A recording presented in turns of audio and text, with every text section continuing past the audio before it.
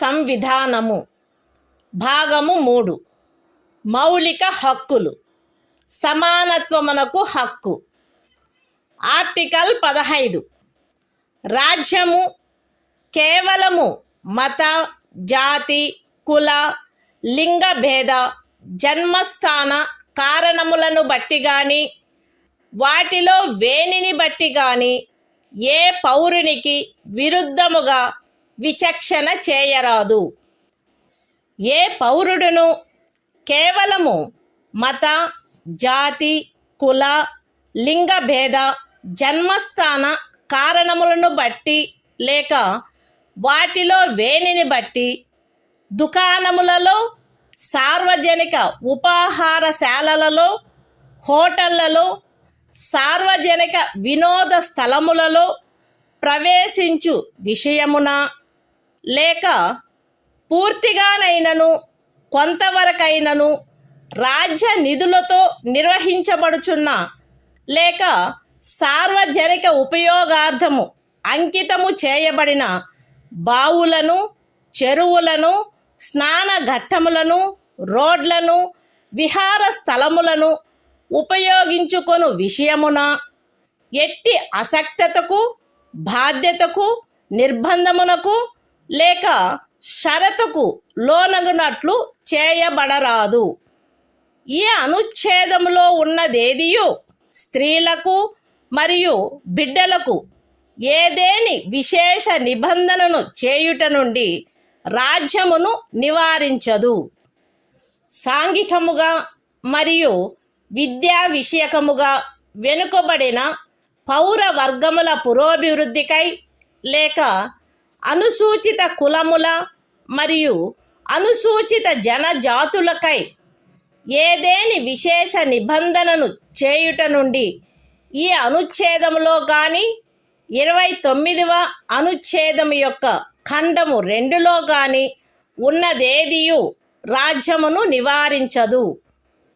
సాంఘికముగా మరియు విద్యా విషయకముగా వెనుకబడిన ఏవేని పౌర వర్గముల పురోభివృద్ధికై లేక అనుసూచిత కులముల లేక అనుసూచిత జనజాతులకై 30వ పరిచ్ఛేదపు ఖండము 1లో నిర్దేశింపబడిన అల్పసంఖ్యాకుల విద్యా సంస్థేతరములైన రాజ్యము ద్వారా సహాయము పొందినవైనను లేక సహాయము పొందని ప్రైవేటు విద్యా సంస్థలతో సహా విద్యా సంస్థలలో వారి ప్రవేశమునకు సంబంధించినంత వరకు శాసనము ద్వారా ఏదేని విశేష నిబంధన చేయుట నుండి ఈ అనుచ్ఛేదములో కానీ 19వ అనుచ్ఛేదము యొక్క ఖండము 1లోని ఉపఖండము Gలో కానీ ఉన్నదేదియు రాజ్యమును నివారించదు.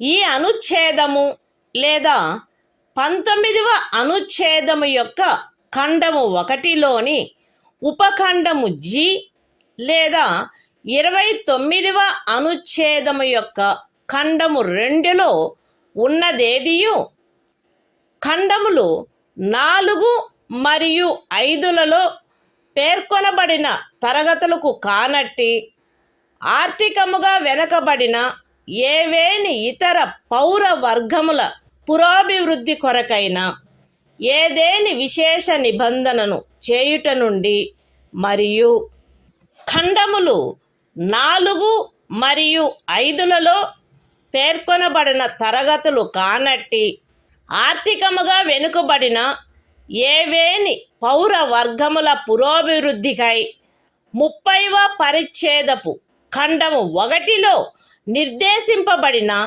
అల్పసంఖ్యాకుల విద్యా సంస్థేతరములైన రాజ్యము ద్వారా సహాయము పొందినను లేక సహాయము పొందని ప్రైవేటు విద్యా సంస్థలతో సహా విద్యా సంస్థలలో వారి ప్రవేశమునకు సంబంధించినంత వరకు ప్రస్తుతమున్న ప్రత్యేకింపులకు అదనంగా ఉండు ప్రత్యేకింపు విషయంలో ప్రతి శ్రేణిలోని మొత్తము సీట్లలో గరిష్టముగా 10% అధ్యధీనమై శాసనము ద్వారా ఏదేని నిబంధన చేయుట నుండి నిరోధించదు.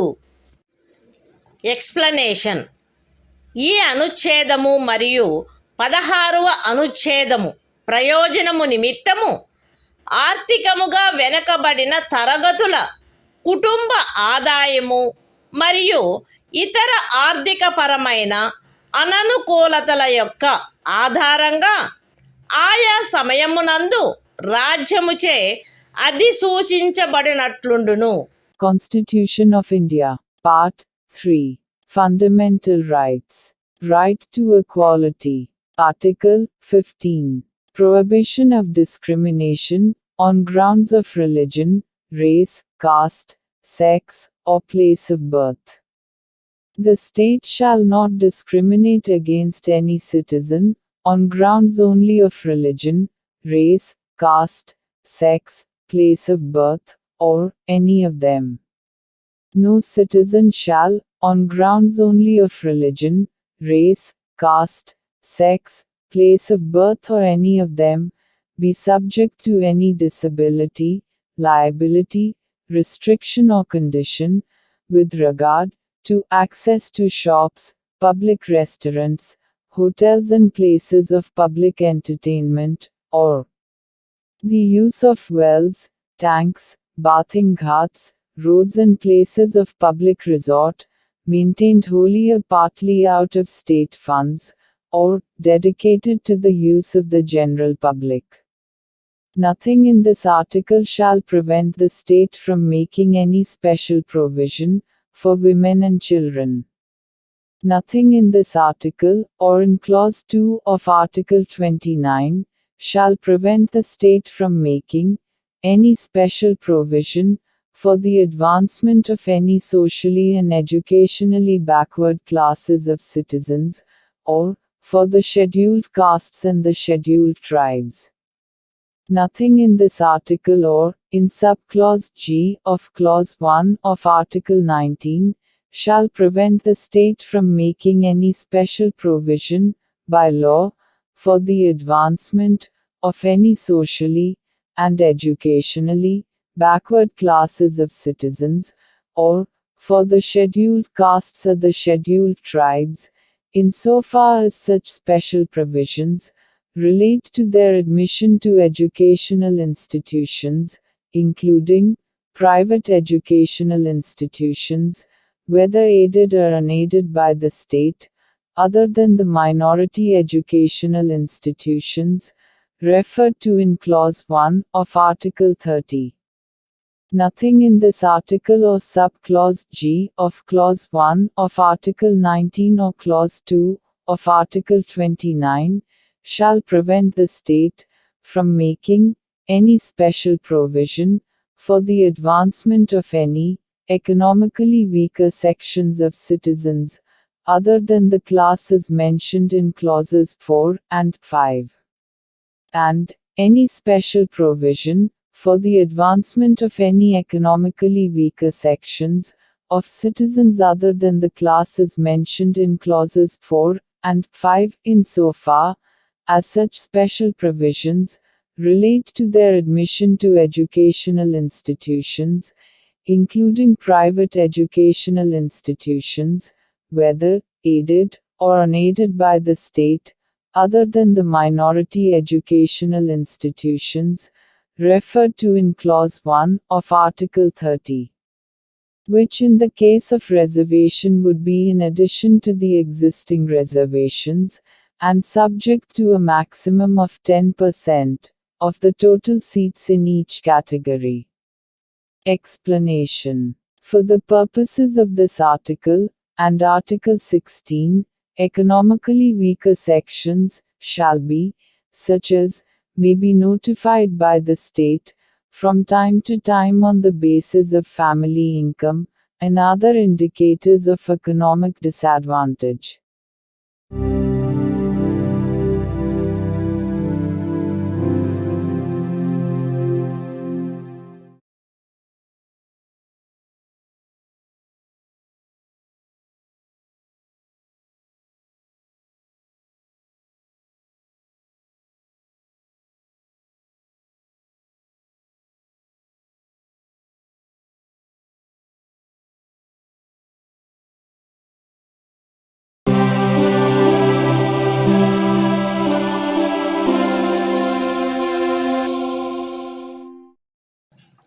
భారత సంవిధానము భాగము 3 మౌలిక హక్కులు సమానత్వమునకు హక్కు.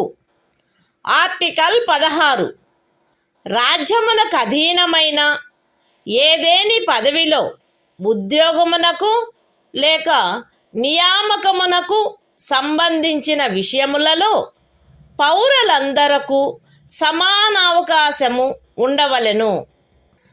కేవలము మత, జాతి, కుల, లింగభేద, అనువంశత, జన్మస్థాన, నివాసస్థాన కారణములను బట్టి కానీ వాటిలో వేనిని బట్టి కానీ ఏ పౌరుడును రాజ్యముకు అధీనమైన ఏ ఉద్యోగమునకైనను పదవికైనను అపాత్రుడు కారాదు. లేక ఆ ఉద్యోగ విషయమునను పదవి విషయమునను ఏ పౌరుడికైనను విరుద్ధముగా విచక్షణ చేయబడరాదు.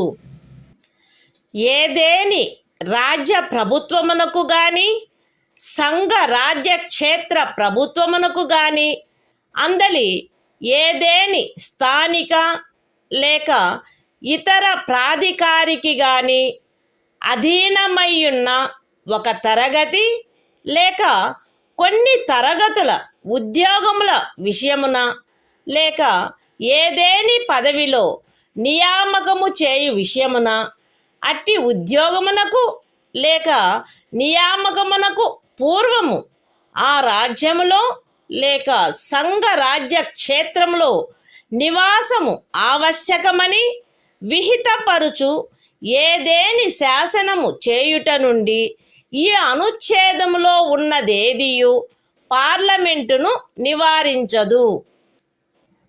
పౌరులలో వెనుకబడిన వర్గము వారికెవరికైనను రాజ్యమునకు అధీనమైన సేవా వర్గములలో తగినంత ప్రాతినిధ్యము లేదని రాజ్యము అభిప్రాయపడిన ఎడల అట్టి వారి కొరకు నియామకములను లేక పదస్థానములను ప్రత్యేకించుటకై ఏదేని నిబంధన చేయుట నుండి ఈ అనుచ్ఛేదములో ఉన్నదేదియు రాజ్యమును నివారించదు.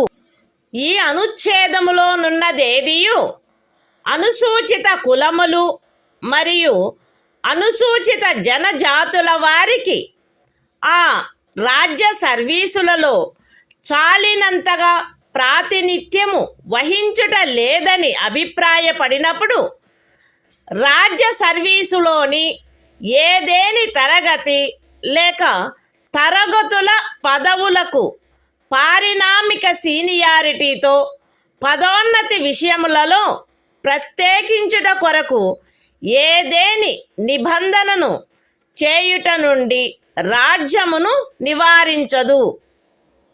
ఒక ఏడాదిలో రిజర్వేషన్ యొక్క ఏదేని నిబంధనను అనుసరించి ఖండము 4 లేక ఖండము 4A క్రింద ప్రత్యేక తరగతి ఖాళీలుగా చేయబడిన ఖాళీలలో భర్తీ చేయబడని వాటిని తదుపరి సంవత్సరము లేక సంవత్సరములలో భర్తీ చేయుటకై పర్యాలోచన చేయుట నుండి ఈ అనుచ్ఛేదములో ఉన్నదేదియు రాజ్యమును నివారించదు.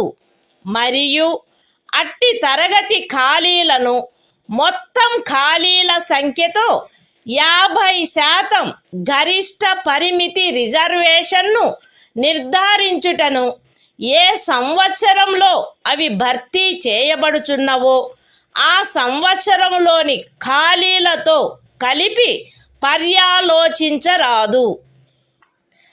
ఏదేని మతమునకు లేదా మత శాఖకు చెందిన సంస్థ యొక్క వ్యవహారములకు సంబంధించిన పదవిని నిర్వహించు వ్యక్తి లేక ఆ సంస్థ యొక్క పాలక వర్గ సభ్యుడు పలానా మతమును అవలంబించిన వాడై ఉండవలెనని లేక పలానా మత శాఖకు చెందినవాడై ఉండవలెనని నిబంధించు ఏదేని శాసనము యొక్క అమలుకు ఈ అనుచ్ఛేదములో ఉన్నదేదియు భంగము కలిగించదు. ఈ అనుచ్ఛేదములోనున్నదేదియు ఖండము 4లో పేర్కొనబడిన తరగతులు కానట్టి ఆర్థికముగా వెనకబడిన తరగతుల పౌరులకు నియామకములు మరియు పదవులలో ప్రస్తుతమున్న ప్రత్యేకింపునకు అదనంగా మరియు ప్రతి శ్రేణిలోని మొత్తము పదవులలో గరిష్టముగా 10% అధ్యధీనమై ఏదైనా నిబంధన చేయుట నుండి నివారించదు. Constitution of India, Part 3. Fundamental Rights. Right to Equality. Article 16. Equality of opportunity in matters of public employment. There shall be equality of opportunity for all citizens in matters relating to employment or appointment to any office under the state. No citizen shall, on grounds only of religion, race, caste, sex, descent, place of birth, residence or any of them, be ineligible for, or discriminated against in respect of, any employment or office under the state. Nothing in this article shall prevent Parliament from making any law, prescribing, in regard to a class, or classes, of employment, or appointment to an office, under the government of, or any local or other authority, within a state or union territory. Any requirement as to residence within that state or union territory prior to such employment or appointment. Nothing in this article shall prevent the state from making any provision for the reservation of appointments, or posts, in favor of any backward class of citizens, which, in the opinion of the state, is not adequately represented in the services under the state. Nothing in this article shall prevent the state from making any provision for reservation, in matters of promotion, with consequential seniority, to any class or classes of posts in the services under the state, in favor of the scheduled castes and the scheduled tribes, which, in the opinion of the state, are not adequately represented in the services under the state. Nothing in this article shall prevent the state from considering any unfilled vacancies of a year, which are reserved for being filled up in that year, in accordance with any provision for reservation made under Clause 4 or Clause 4a, as a separate class of vacancies to be filled up in any succeeding year or years, and such class of vacancies shall not be considered together with the vacancies of the year in which they are being filled up for determining the ceiling of 50% reservation on total number of vacancies of that year.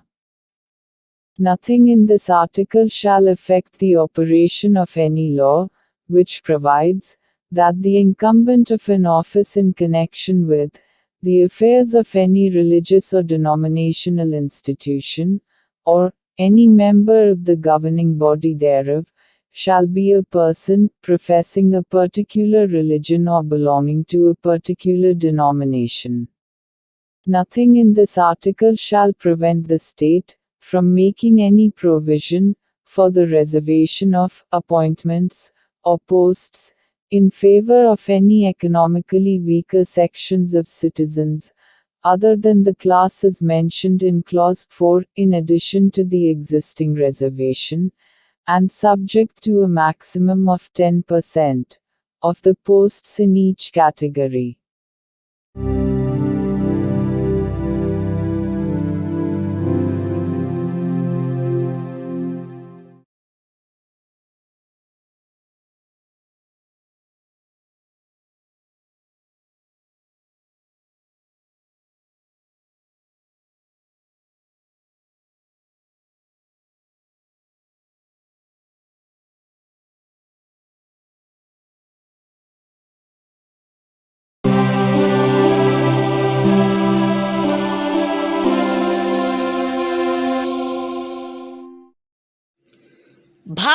సంవిధానము భాగము 3 మౌలిక హక్కులు సమానత్వమునకు హక్కు. Article 17 అస్పృశ్యత నిర్మూలన. అస్పృశ్యత నిర్మూలించబడినది మరియు ఏ రూపమునైనను దాని ఆచరణ నిషేధింపబడినది.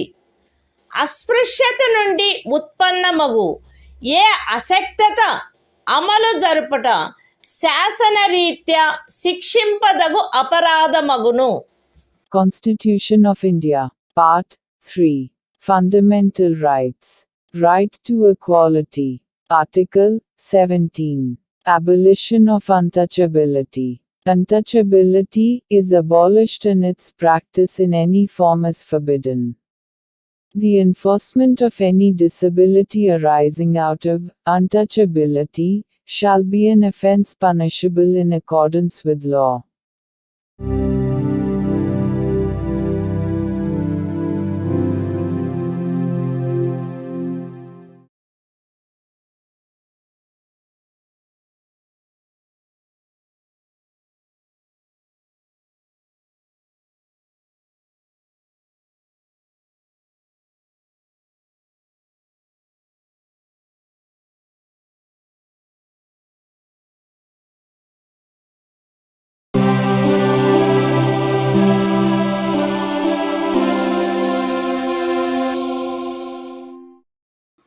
భారత సంవిధానము భాగము 3 మౌలిక హక్కులు సమానత్వమునకు హక్కు. Article 18 abolition of titles. రాజ్యము సైనిక లేక విద్యా సంబంధమైన ఘనతను సూచించినది కానట్టి మరే బిరుదనైనను ప్రదత్తము చేయరాదు. భారతదేశ పౌరుడెవరును ఏ విదేశీ రాజ్యము నుండి ఎట్టి బిరుదును స్వీకరించరాదు. భారతదేశ పౌరుడు కాని ఏ వ్యక్తియు తాను రాజ్యము ఖదీనమైన ఏదేని లాభాయుత లేక విశ్వాసయుత పదవిలో ఉన్నంతకాలము రాష్ట్రపతి సమ్మతి లేకుండా ఏ విదేశీ రాజ్యము నుండి ఎట్టి బిరుదును స్వీకరించరాదు. రాజ్యముకు అధీనమైన ఏదేని లాభాయుత లేక విశ్వాసయుత పదవిలోనున్న వ్యక్తి రాష్ట్రపతి సమ్మతి లేకుండా ఏ విదేశీ రాజ్యము నుండి కానీ ఏ విదేశీ రాజ్యము క్రింద కానీ ఎట్టి బహుమతిని లేక ఉపలబ్ధిని లేక ఏ విధమగు పదవిని స్వీకరించరాదు. Constitution of India, Part 3. Fundamental Rights. Right to equality. Article 18. Abolition of titles. 1. No title, not being a military or academic distinction, shall be conferred by the state. 2. No citizen of India shall accept any title from any foreign state. 3. No person who is not a citizen of India shall, while he holds any office of profit or trust under the state, accept without the consent of the President, any title from any foreign state. 4. No person holding any office of profit or trust under the state shall, without the consent of the President, accept any present, emolument, or office of any kind from or under any foreign state.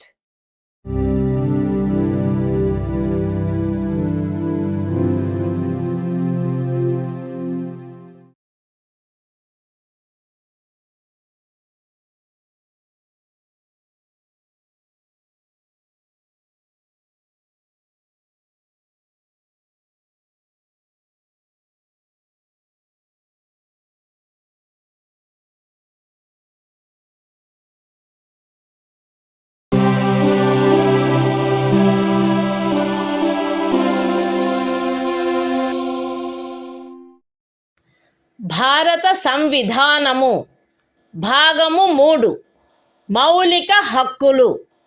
స్వాతంత్ర్యమునకు హక్కు. Article 19 walk స్వాతంత్ర్యము మొదలైన వాటి విషయమున రక్షణ. పౌరులందరూ ఈ క్రింది హక్కులు కలిగియుందురు. A walk స్వాతంత్రమునకు మరియు భావ ప్రకటన స్వాతంత్ర్యమునకు. బి శాంతియుతముగాను మరియు ఆయుధములు లేకుండాను సమావేశమగుటకు. సి అసోసియేషనులు లేక సంఘములు లేక సహకార సంఘములు ఏర్పాటు చేయుటకు.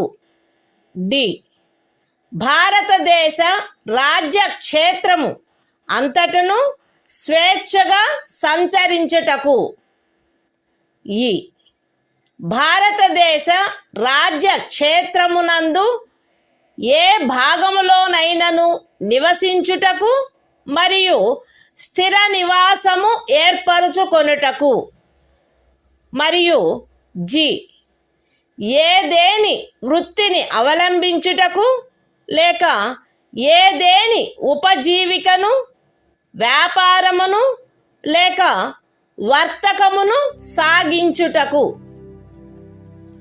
అస్తిత్వములో ఉన్నదైనను చేయబడునదైనను ఏదేని శాసనము ఖండము 1 ఉపఖండము ఏ ద్వారా ప్రదత్తమైన హక్కును వినియోగించుటపై యుక్తమైన నిర్బంధనలను విధించునదైన ఎడల అట్టి నిర్బంధనలు భారతదేశము యొక్క సార్వభౌమత మరియు అఖండత, రాజ్య భద్రత, విదేశీ రాజ్యములతో స్నేహ సంబంధములు, ప్రజాశాంతి, సభ్యత లేక నైతికత వీటికి సంబంధించిన హితముల దృష్ట్యా గాని న్యాయస్థాన ధిక్కారము, పరువు నష్టము లేక ఏదేని అపరాధ ప్రేరణ వీటి సంబంధమున విధించబడినచో అంత మేరకు ఆ శాసనము యొక్క అమలుకు సదరు ఉపఖండములో ఉన్నదేదియు భంగము కలిగించదు. లేక ఆ శాసనము చేయుట నుండి ఈ ఉపఖండంలో ఉన్నదేదియు రాజ్యమును నివారించదు. అస్తిత్వములో ఉన్నదైనను చేయబడునదైనను ఏదేని శాసనము సదరు ఖండము యొక్క ఉపఖండము బి ద్వారా ప్రదత్తమైన హక్కును వినియోగించుటపై యుక్తమైన నిర్బంధనలను విధించునదైన ఎడల అట్టి నిర్బంధనలు భారతదేశము యొక్క సార్వభౌమత మరియు అఖండత లేక ప్రజాశాంతి వీటికి సంబంధించిన హితముల దృష్ట్యా విధించబడినచో అంత మేరకు ఆ శాసనము యొక్క అమలుకు సదరు ఉపఖండంలో ఉన్నదేదియు భంగము కలిగించదు. లేక ఆ శాసనమును చేయుట నుండి ఆ ఉపఖండములో ఉన్నదేదియు రాజ్యమును నివారించదు. అస్తిత్వములో ఉన్నదైనను చేయబడినదైనను ఏదేని శాసనము సదరు ఖండము యొక్క ఉపఖండము సి ద్వారా ప్రదత్తమైన హక్కును వినియోగించుటపై యుక్తమైన నిర్బంధనలను విధించునదైన ఎడల అట్టి నిర్బంధనలు భారతదేశము యొక్క సార్వభౌమత మరియు అఖండత లేక ప్రజాశాంతి లేక నైతికత వీటికి సంబంధించిన హితముల దృష్ట్యా విధించబడినచో అంత మేరకు ఆ శాసనము యొక్క అమలుకు సదరు ఉపఖండములో ఉన్నదేదియు భంగము కలిగించదు, లేక ఆ శాసనము చేయుట నుండి ఆ ఉపఖండములోనున్నదేదియు రాజ్యమును నివారించదు. అస్తిత్వములో ఉన్నదైనను చేయబడినదైనను ఏదేని శాసనము సదరు ఖండము యొక్క ఉపఖండములు డి మరియు ఈ ద్వారా ప్రదత్తమైన ఏదేని హక్కును వినియోగించుటపై యుక్తమైన నిర్బంధనలను విధించునదైన ఎడల అట్టి నిర్బంధనలు జనసామాన్యము యొక్క హితము కొరకు గాని ఏదేని అనుసూచిత జనజాతి యొక్క హితముల రక్షణ కొరకు గాని విధించబడినచో అంత మేరకు ఆ శాసనము యొక్క అమలుకు సదరు ఉపఖండములలో ఉన్నదేదియు భంగము కలిగించదు, లేక ఆ శాసనమును చేయుట నుండి ఆ ఉపఖండములలో ఉన్నదేదియు రాజ్యమును నివారించదు. అస్తిత్వములో ఉన్నదైనను చేయబడునదైనను ఏదేని శాసనము సదరు ఖండము యొక్క ఉపఖండము జి ద్వారా ప్రదత్తమైన ఏదేని హక్కును వినియోగించుటపై యుక్తమైన నిర్బంధనలను విధించునదైన ఎడల అట్టి నిర్బంధనలు జనసామాన్యము యొక్క హితము కొరకు విధించబడినచో అంత మేరకు ఆ శాసనము యొక్క అమలుకు సదరు ఉపఖండములో ఉన్నదేదియు భంగము కలిగించదు, లేక ఆ శాసనమును చేయుట నుండి ఆ ఉపఖండములో ఉన్నదేదియు రాజ్యమును నివారించదు. మరియు ప్రత్యేకించి అస్తిత్వములో ఉన్నదైనను చేయబడునదైనను ఏదేని శాసనము ఈ క్రింద తెలిపిన వాటికి సంబంధించినదైన ఎడల అంత మేరకు ఆ శాసనము యొక్క అమలుకు సదరు ఉపఖండములో ఉన్నదేదియు భంగము కలిగించదు, లేక ఆ శాసనమును చేయుట నుండి ఆ ఉపఖండములో ఉన్నదేదియు రాజ్యమును నివారించదు.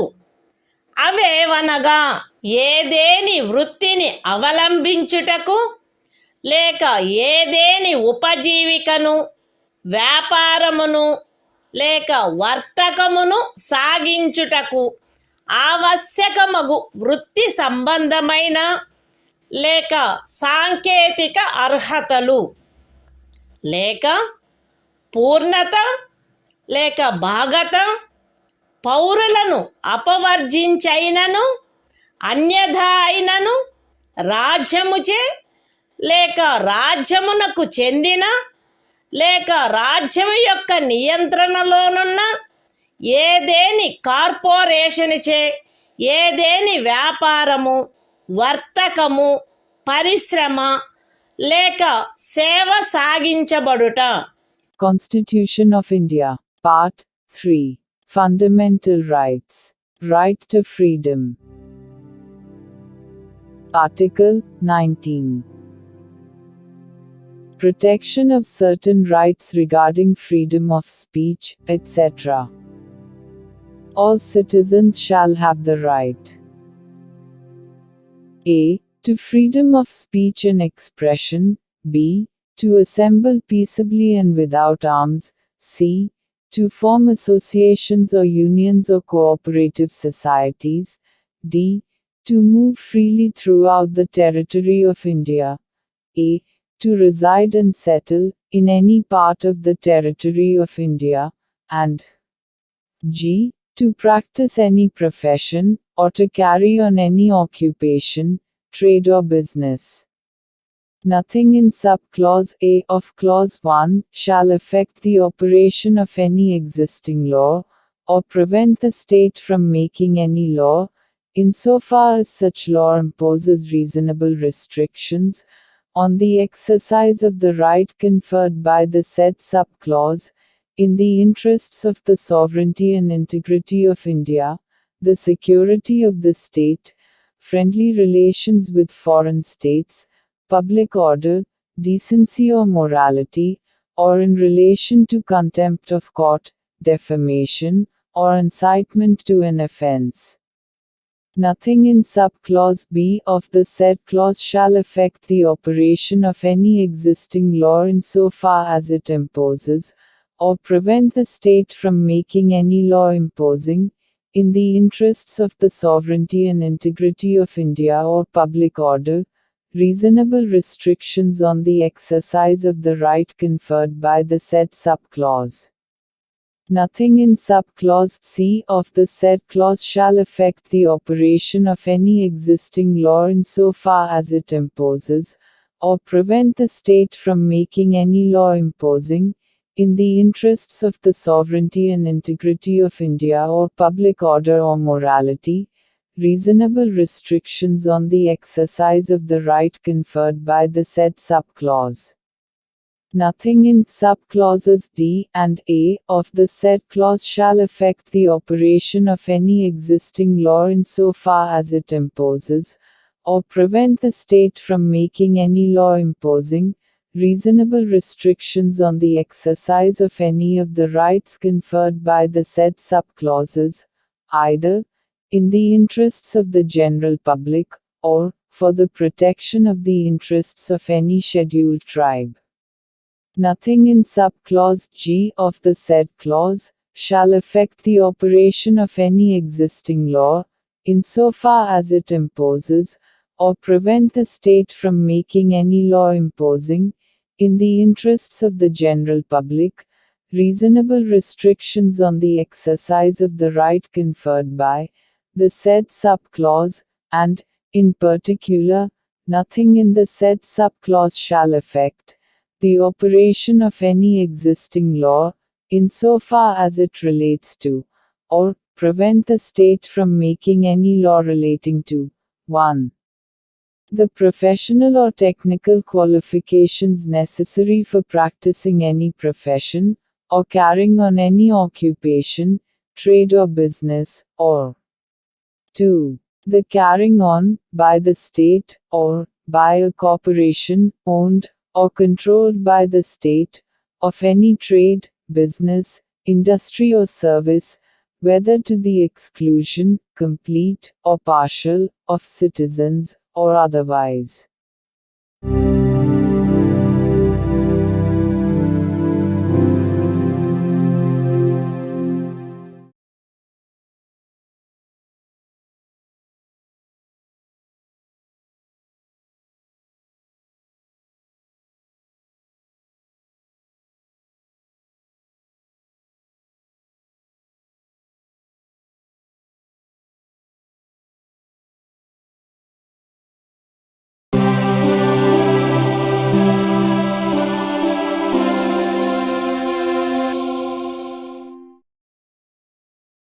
భారత సంవిధానము భాగము 3 మౌలిక హక్కులు స్వాతంత్ర్యమునకు హక్కు ఆర్టికల్ 20 అపరాధములకై నేరస్థాపన విషయమున రక్షణ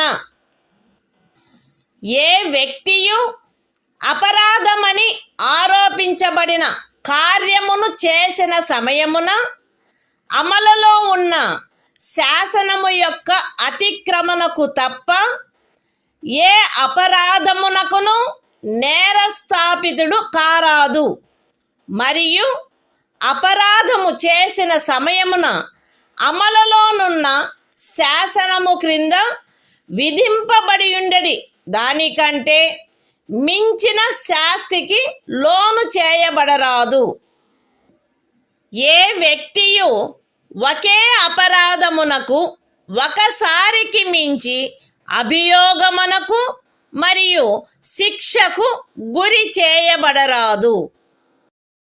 ఏదైనా అపరాధము చేసినట్లు అభియుక్తుడైన ఏ వ్యక్తియు తనకు వ్యతిరేకముగా సాక్ష్యము నొసగుటకు బలవంతము చేయబడరాదు. Constitution of India, Part 3. Fundamental Rights. Right to Freedom. Article 20. Protection in respect of conviction for offences. No person shall be convicted of any offence except for violation of a law, in force, at the time of the commission of the act, charged as an offence, nor be subjected to a penalty greater than that, which might have been inflicted under the law, in force, at the time of the commission of the offence. No person shall be prosecuted and punished, for the same offence, more than once. No person accused of any offence shall be compelled to be a witness against himself.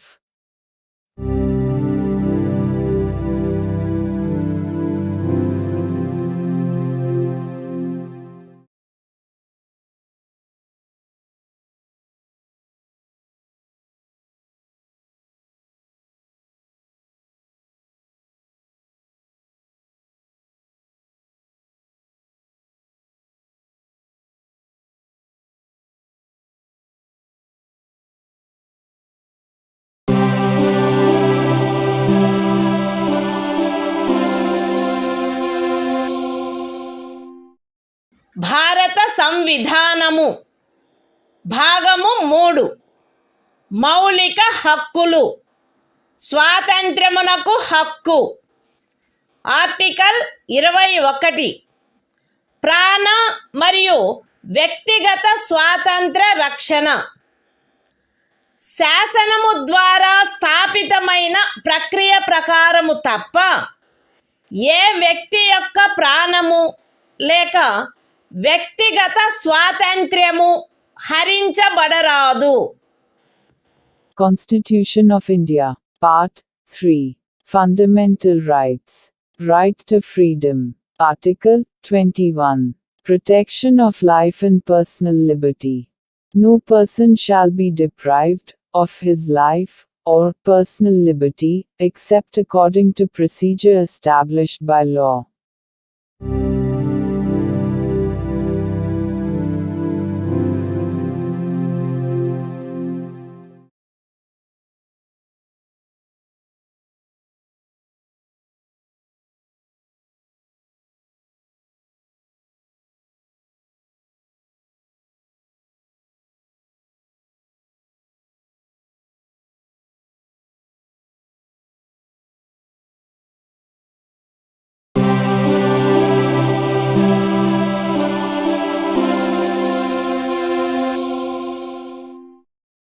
భారత సంవిధానము భాగము 3.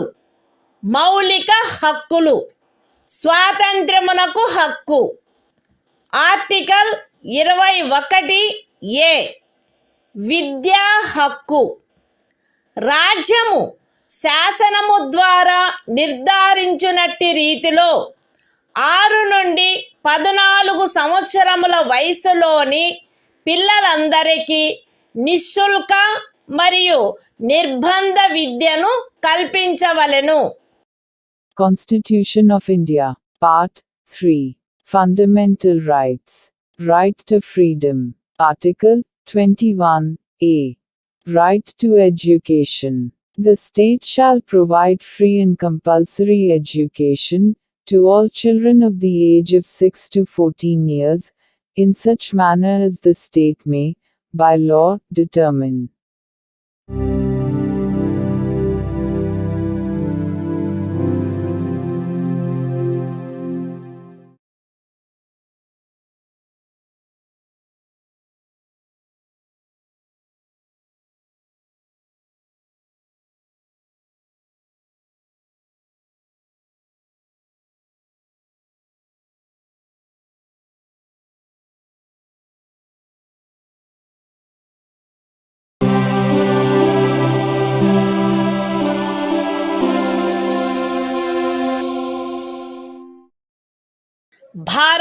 సంవిధానము. భాగము 3 మౌలిక హక్కులు. స్వాతంత్రమునకు హక్కు. Article 22 కొన్ని సందర్భములలో arrest మరియు నిరోధము నుండి రక్షణ. అరెస్టు చేయబడిన ఏ వ్యక్తియు అట్టి అరెస్టుకు గల కారణములను గూర్చి వీలైనంత త్వరితముగా తెలియజేయబడకుండా అభిరక్షణలో నిరోధించబడరాదు మరియు తాను కోరిన న్యాయవాది సలహా పొందుటకు అట్టి న్యాయవాదిచే ప్రతివాదన చేయించుకొనుటకు గల హక్కు అతనికి నిరాకరించబడరాదు. అరెస్టు చేయబడి అభిరక్షణలో నిరోధించబడిన ప్రతి వ్యక్తి అట్లు అరెస్టు చేయబడిన తరువాత అరెస్టు చేయబడిన స్థలము నుండి అక్కడికి అత్యంత సమీపమున గల మెజిస్ట్రేటు న్యాయస్థానమునకు అతనిని తీసుకొని పోవుటకు ఆవశ్యకమైన కాలమును మినహాయించి 24 గంటల లోపల అట్టి మెజిస్ట్రేటు సమక్షమున హాజరుపరచబడవలెను మరియు అట్టి ఏ వ్యక్తియు మెజిస్ట్రేటు యొక్క ప్రాధికారం లేకుండా సదరు కాలావధికి మించి అభిరక్షణలో నిరోధించబడరాదు. ఖండములు 1 మరియు 2లో ఉన్నదేదియు ఈ క్రింది వ్యక్తికి వర్తించదు.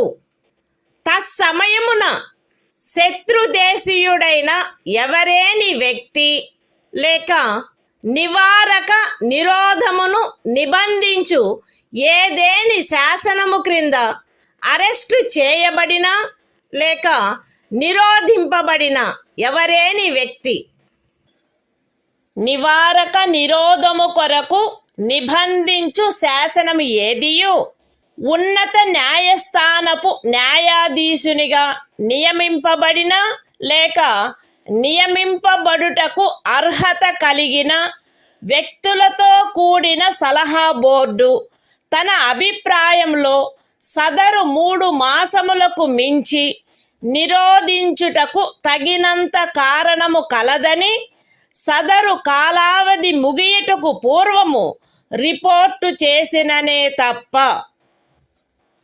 అయితే ఈ ఖండములోనున్నదేదియు ఖండము 7 యొక్క ఉపఖండము బి క్రింద పార్లమెంటు చేసిన ఏదేని శాసనము ద్వారా విహితమైన గరిష్ట కాలావధికి మించి ఏ వ్యక్తినైనను నిరోధించుటకు ప్రాధికారము నొసగదు లేక అట్టి వ్యక్తి ఖండము 7 యొక్క ఉపఖండములు ఏ మరియు బిల క్రింద పార్లమెంటు చేయబడిన ఏదేని శాసనము యొక్క నిబంధనలను అనుసరించి నిరోధించబడిననే తప్ప ఒక వ్యక్తిని 3 మాసముల కంటే ఎక్కువ కాలావధికి నిరోధించుటకు ప్రాధికారము నొసగదు.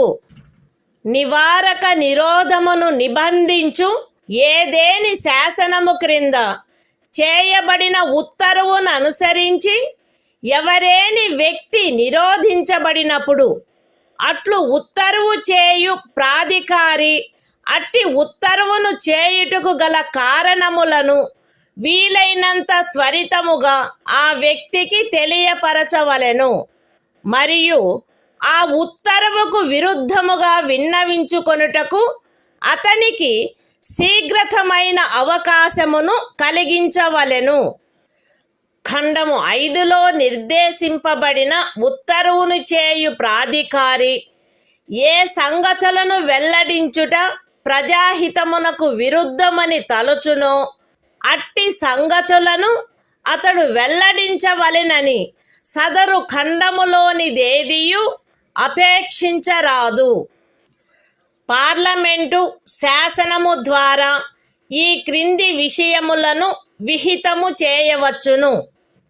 ఏ ఖండము 4 యొక్క ఉపఖండము ఏలోని నిబంధనలను అనుసరించి సలహా బోర్డు యొక్క అభిప్రాయమును పొందకుండా నివారక నిరోధమును నిబంధించు ఏదేని శాసనము క్రింద ఏదేని తరగతికి లేక తరగతులకు చెందిన కేసులలో ఒక వ్యక్తిని 3 మాసములకు మించిన కాలావధికి నిరోధించుటకైన పరిస్థితులను.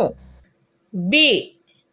నివారక నిరోధమును నిబంధించు ఏదేని శాసనము క్రింద ఏదేని తరగతికి లేక తరగతులకు చెందిన కేసులలో ఎవరేని వ్యక్తి యొక్క నిరోధమునకు గరిష్ట కాలావధి మరియు సి. ఖండము 4 యొక్క ఉపఖండము ఏ క్రింద పరిశీలనలో సలహా బోర్డు అనుసరించవలసిన ప్రక్రియ. Constitution of India, Part 3. Fundamental Rights. Right to Freedom. Article 22. Protection against arrest and detention in certain cases. 1. No person who is arrested shall be detained in custody without being informed, as soon as may be, of the grounds for such arrest. Nor shall he be denied the right to consult, and to be defended by, a legal practitioner of his choice. 2.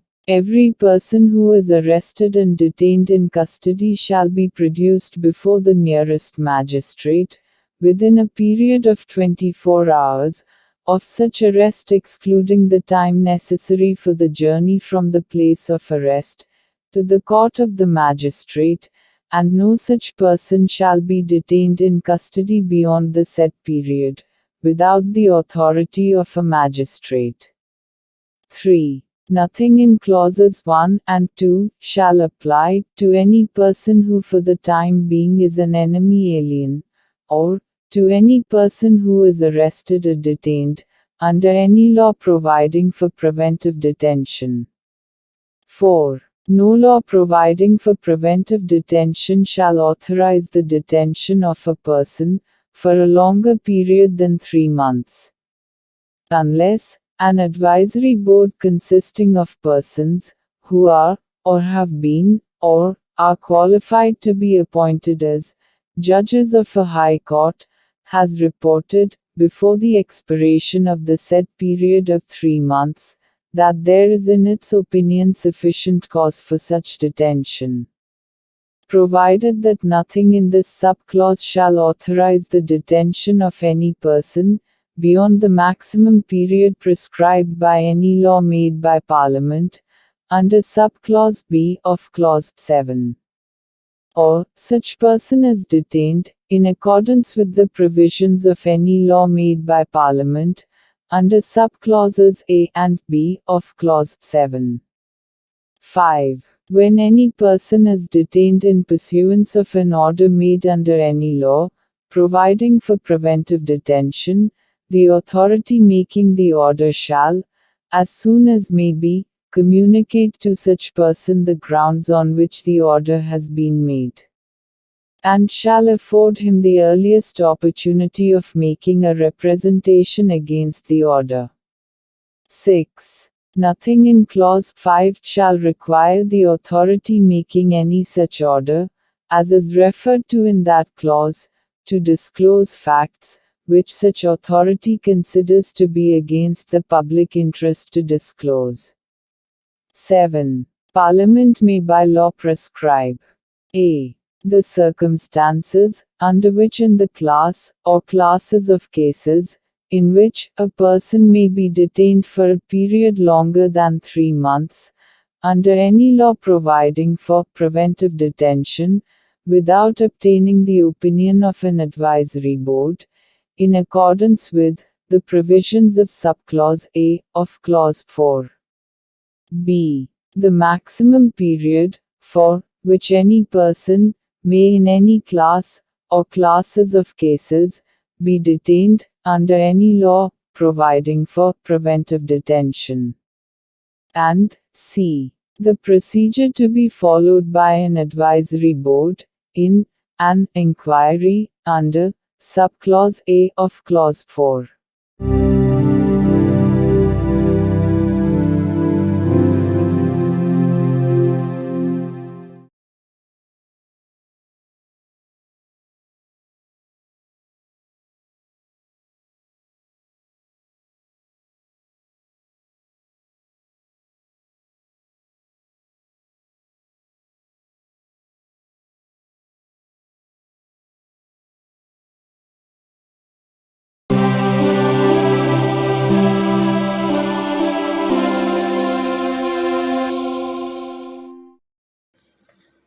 భారత సంవిధానము భాగము 3 మౌలిక హక్కులు.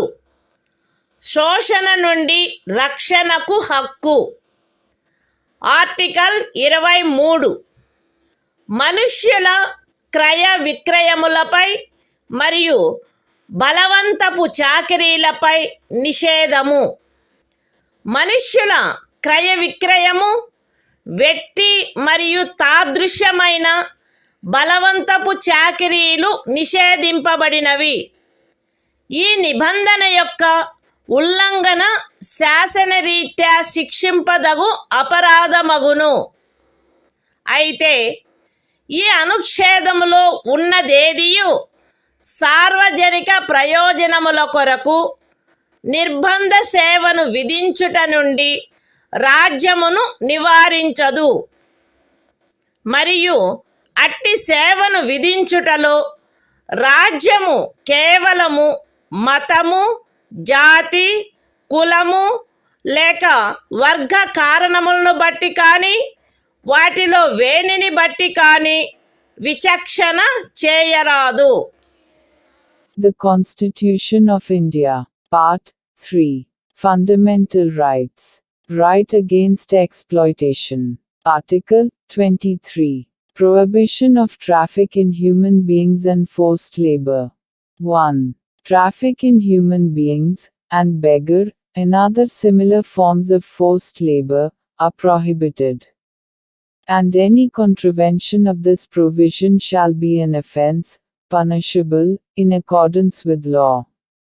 2. Nothing in this article shall prevent the state from imposing compulsory service for public purposes.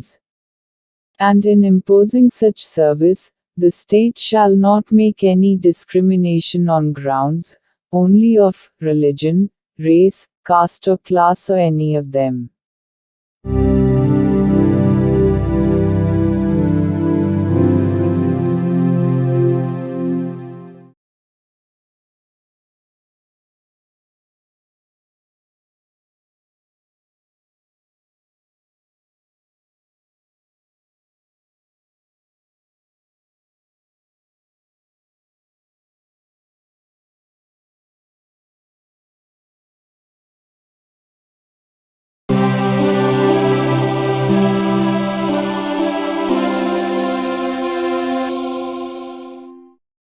భారత సంవిధానము భాగము 3 మౌలిక హక్కులు.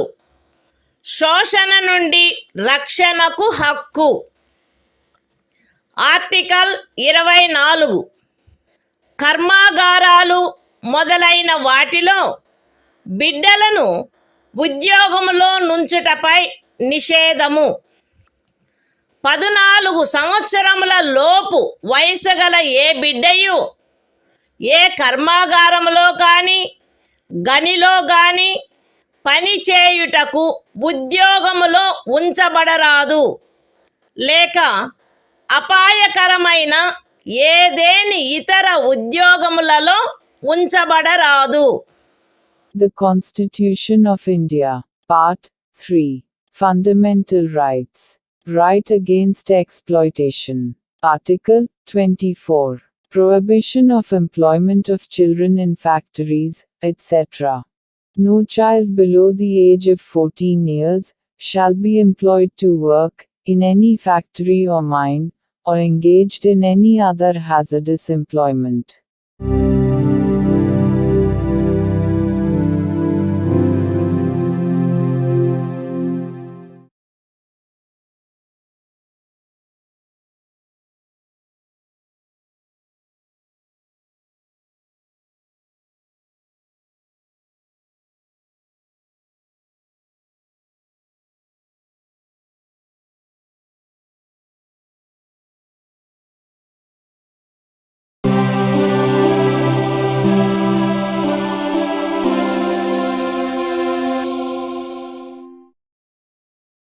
భారత సంవిధానము భాగము 3 మౌలిక హక్కులు.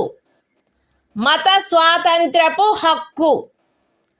ఆర్టికల్ 25 అంతరాత్మను అనుసరించి స్వాతంత్ర్యము, స్వేచ్ఛాయుత మతావలంబన, ఆచరణ, ప్రచారములు ప్రజాశాంతికి, నైతికతకు, ఆరోగ్యమునకు మరియు ఈ భాగము యొక్క ఇతర నిబంధనలకు అత్యధీనమై అంతరాత్మను అనుసరించి స్వాతంత్రమునకును, స్వేచ్ఛగా మతమును అవలంబించుటకును, ఆచరించుటకును, ప్రచారము చేయుటకును జనులందరూ సమానముగా హక్కు కలిగియుందురు.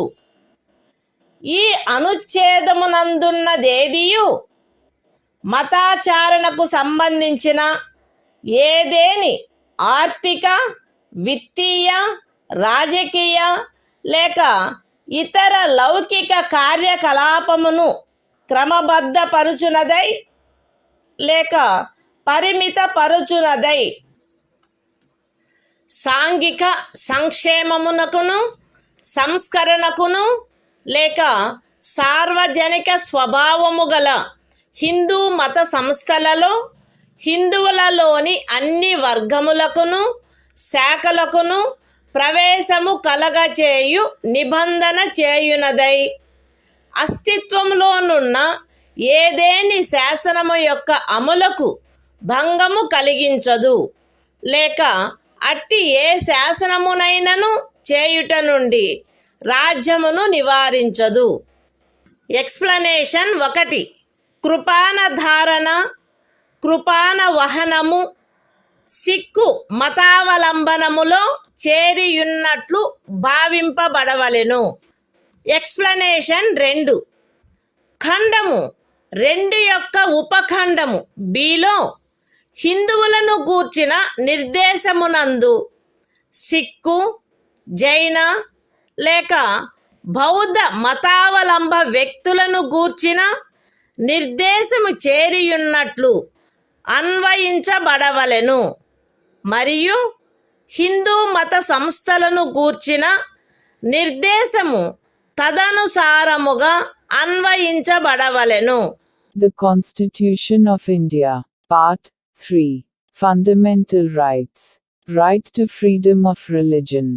Article 25. Freedom of conscience and free profession, practice and propagation of religion. 1. Subject to public order, morality and health, and, to the other provisions of this part, all persons are equally entitled to freedom of conscience, and the right, freely to profess, practice, and propagate religion. 2. Nothing in this article shall affect the operation of any existing law, or prevent the state from making any law, regulating or restricting any economic, financial, political or other secular activity which may be associated with religious practice. B. Providing for social welfare and reform, or the throwing open of Hindu religious institutions of a public character to all classes and sections of Hindus. Explanation 1. The wearing and carrying of kirpans shall be deemed to be included in the profession of the Sikh religion. Explanation 2. In subclause B of clause 2, the reference to Hindus shall be construed as including a reference to persons professing the Sikh, Jaina, or Buddhist religion, and the reference to Hindu religious institutions shall be construed accordingly.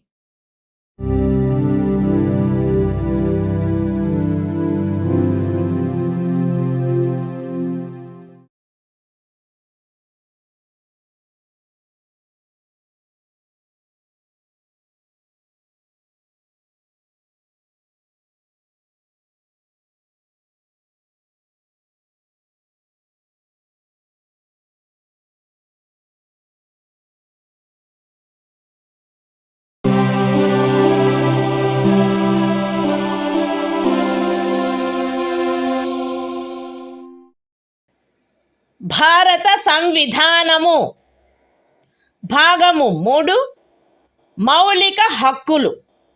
మత స్వాతంత్ర్యపు హక్కు. Article 26 మత వ్యవహార నిర్వహణ స్వాతంత్ర్యము. ప్రజాశాంతికి, నైతికతకు మరియు ఆరోగ్యమునకు అత్యధీనమై ప్రతి మత శాఖ లేక అందలి ఏ ఉపశాఖైనను ఈ క్రింది హక్కును కలిగియుండును: మత మరియు ధార్మిక ప్రయోజనముల కొరకు సంస్థలను స్థాపించుట మరియు పోషించుట, మత విషయములలో స్వీయ వ్యవహారములను నిర్వహించుకొనుట, స్థిరాస్తిని మరియు చరాస్తిని కలిగియుండుట మరియు ఆర్జించుట, మరియు అట్టి ఆస్తిని శాసనమును అనుసరించి నిర్వహించుట. The Constitution of India, Part 3. Fundamental Rights. Right to freedom of religion. Article 26. Freedom to manage religious affairs. Subject to public order, morality and health, every religious denomination, or any section thereof, shall have the right a. to establish and maintain institutions for religious and charitable purposes. b. to manage its own affairs, in matters of religion. c. to own, and acquire, movable and immovable property, and d. to administer such property in accordance with law.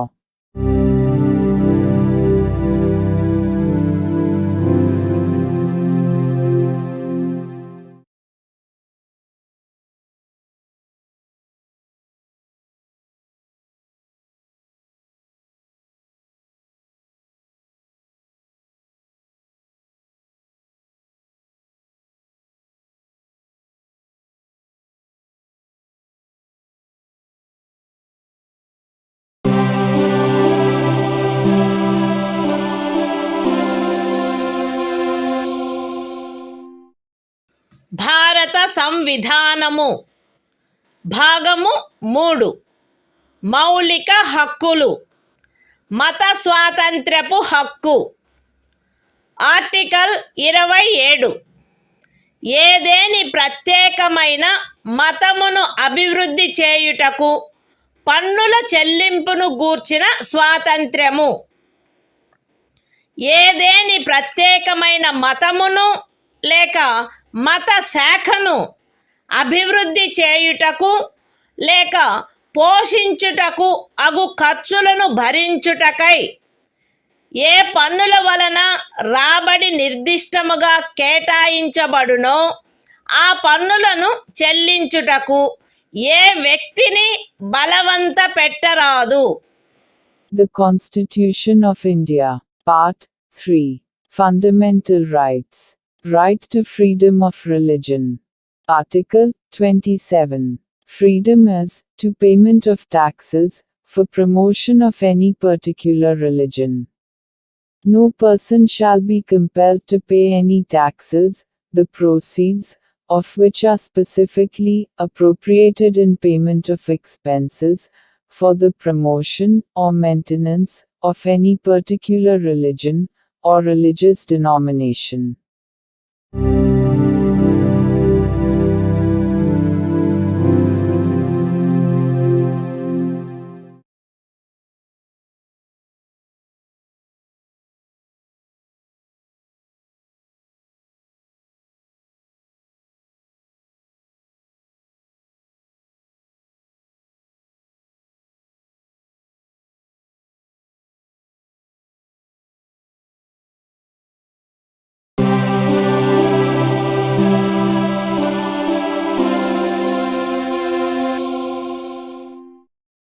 భారత సంవిధానము. భాగము 3 మౌలిక హక్కులు. మత స్వాతంత్ర్యపు హక్కు. Article 28 కొన్ని విద్యా సంస్థలలో మత బోధ లేక మత సంబంధమైన ఆరాధన జరుగుతున్నప్పుడు హాజరగుటను గూర్చిన స్వాతంత్ర్యము.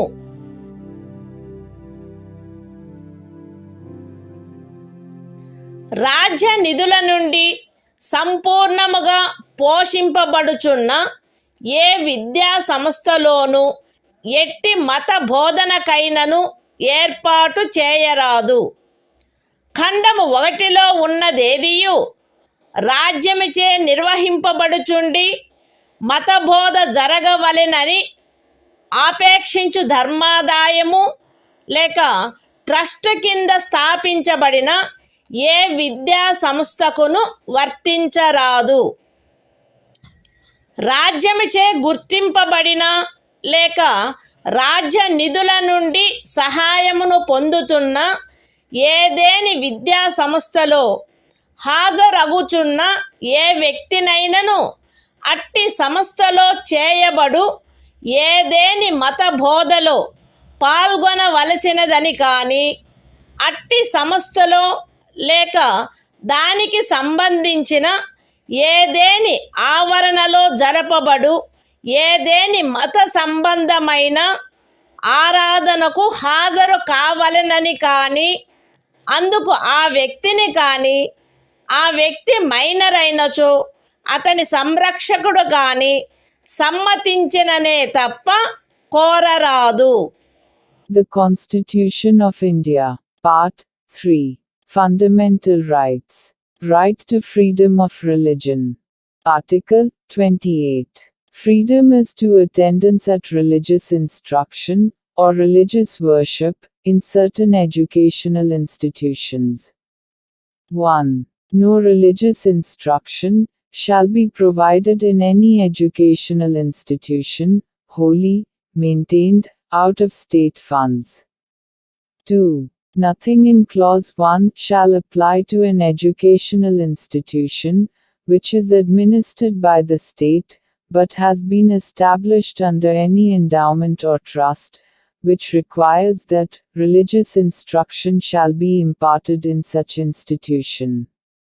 3. No person attending any educational institution recognized by the state, or receiving aid out of state funds, shall be required to take part in any religious instruction that may be imparted in such institution, or to attend any religious worship that may be conducted in such institution or in any premises attached thereto, unless such person, or if such person is a minor, his guardian has given his consent thereto.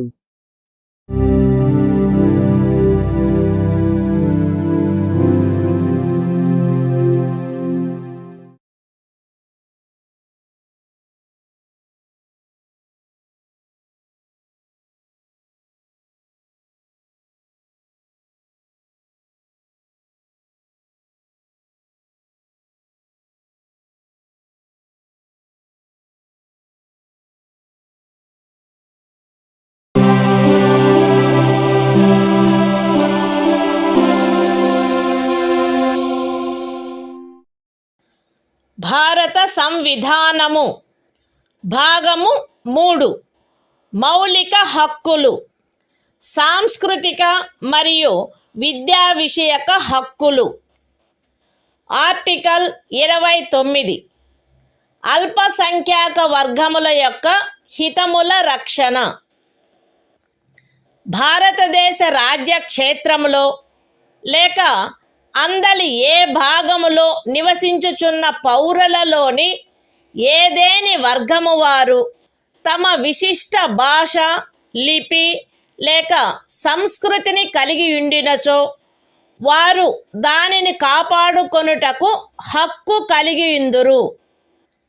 రాజ్యముచే పోషింపబడుచున్న లేక రాజ్య నిధుల నుండి సహాయము పొందుచున్న ఏ విద్యా సంస్థలోనైనను కేవలము మతము, జాతి, కులము, భాష కారణములను బట్టి కానీ, వాటిలో దేనిని బట్టి కానీ ఏ పౌరునికైనను ప్రవేశము నిరాకరించబడరాదు. The Constitution of India, Part 3. Fundamental Rights. Cultural and Educational Rights. Article 29. Protection of interests of minorities. 1. Any section of the citizens residing in the territory of India, or any part thereof having a distinct language, script, or culture of its own, shall have the right to conserve the same. 2. No citizen shall be denied admission into any educational institution, maintained by the state, or receiving aid, out of state funds, on grounds only of religion, race, caste, language or any of them.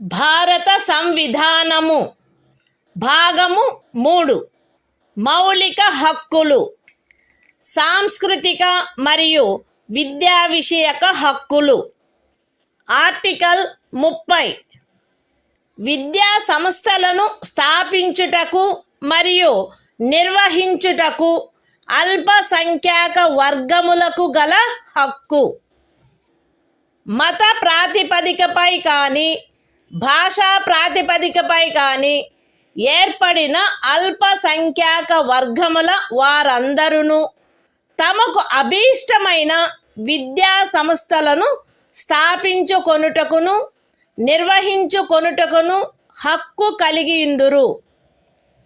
ఖండము 1లో నిర్దేశింపబడిన అల్పసంఖ్యాక వర్గముచే స్థాపింపబడి నిర్వహింపబడుతున్న ఒక విద్యా సంస్థ యొక్క ఏదేని ఆస్తిని నిర్బంధముగా అధ్యార్థించుటను నిబంధించు ఏదేని శాసనము చేయుటలో అట్టి ఆస్తి అధ్యార్జన కొరకు అట్టి శాసనము ద్వారా నియతము చేయబడిన లేక దాని కింద నిర్ధారించబడిన మొత్తము ఆ ఖండము క్రింద హామీ ఇవ్వబడిన హక్కును పరిమితపరచకుండునట్లు లేక రద్దుపరచకుండునట్లు రాజ్యము కట్టుదిట్టము చేయవలెను.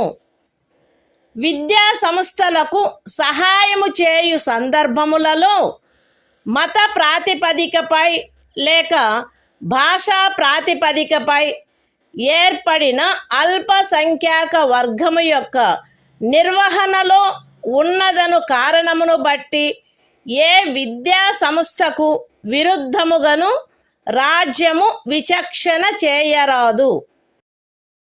The Constitution of India, Part 3. Fundamental Rights. Cultural and Educational Rights. Article 30. Right of minorities to establish and administer educational institutions. 1. All minorities, whether based on religion or language, shall have the right to establish and administer educational institutions of their choice. In making any law providing for the compulsory acquisition of any property of an educational institution, established and administered by a minority, referred to in Clause 1. The state shall ensure that the amount fixed by or determined under such law, for the acquisition of such property, is such, as would not restrict or abrogate, the right guaranteed under that clause. 2. The state shall not, in granting aid to educational institutions, discriminate against any educational institution, on the ground that it is under the management of a minority, whether based on religion or language.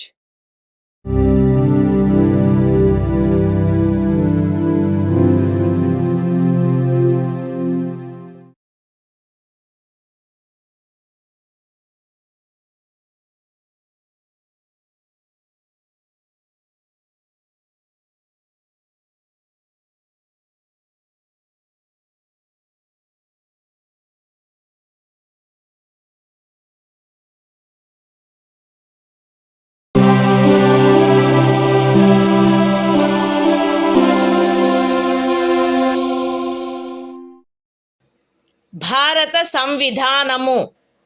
భాగము 3. మౌలిక హక్కులు. కొన్ని శాసనముల వ్యావృత్తి. Article 31A. Estate మొదలగు వాటి అధ్యార్జన కొరకు నిబంధించు శాసనము వ్యావృత్తి.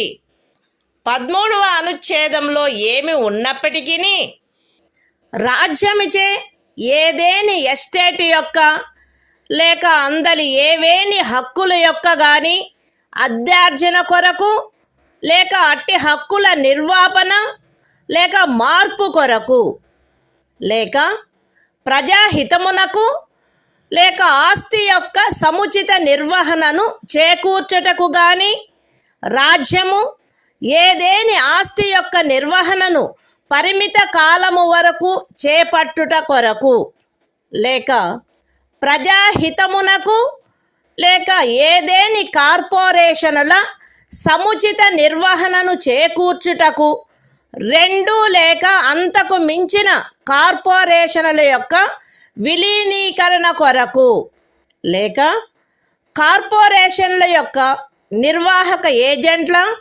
కార్యదర్శుల మరియు కోశాధికారుల, managing డైరెక్టర్ల, ఆదేశకుల లేక నిర్వాహకుల హక్కులను లేక కార్పొరేషన్ల యొక్క వాటాదారుల ఓటింగు హక్కులను నిర్వాపన చేయుట కొరకు లేక మార్పు చేయుట కొరకు లేక ఏదేని ఖనిజముకైన కౌలు లేక ఖనిజ తైలమును వెతుకుటకైనా లేక వెలికి తీయుటకైనా ఖరారు, కౌలు లేక లైసెన్సును బట్టి ప్రాప్తించు ఏవేని హక్కులను నిర్వాపన చేయుట కొరకు లేక మార్పు చేయుట కొరకు లేక అట్టి ఖరారు, కౌలు లేక లైసెన్సును సమయాత్పూర్వమే సమాప్తము చేయుట కొరకు లేక రద్దు చేయుట కొరకు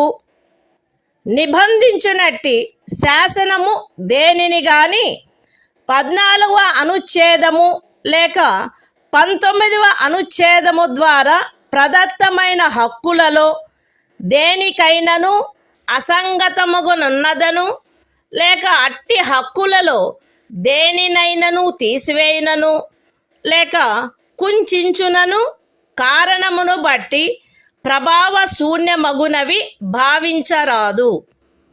అయితే అట్టి శాసనము ఒక రాజ్య శాసన మండలిచే చేయబడినదైన ఎడల రాష్ట్రపతి పర్యాలోచన కొరకై ప్రత్యేకింపబడి ఆయన అనుమతిని పొందిననే తప్ప ఈ అనుచ్ఛేదము యొక్క నిబంధనలు దానికి వర్తించవు.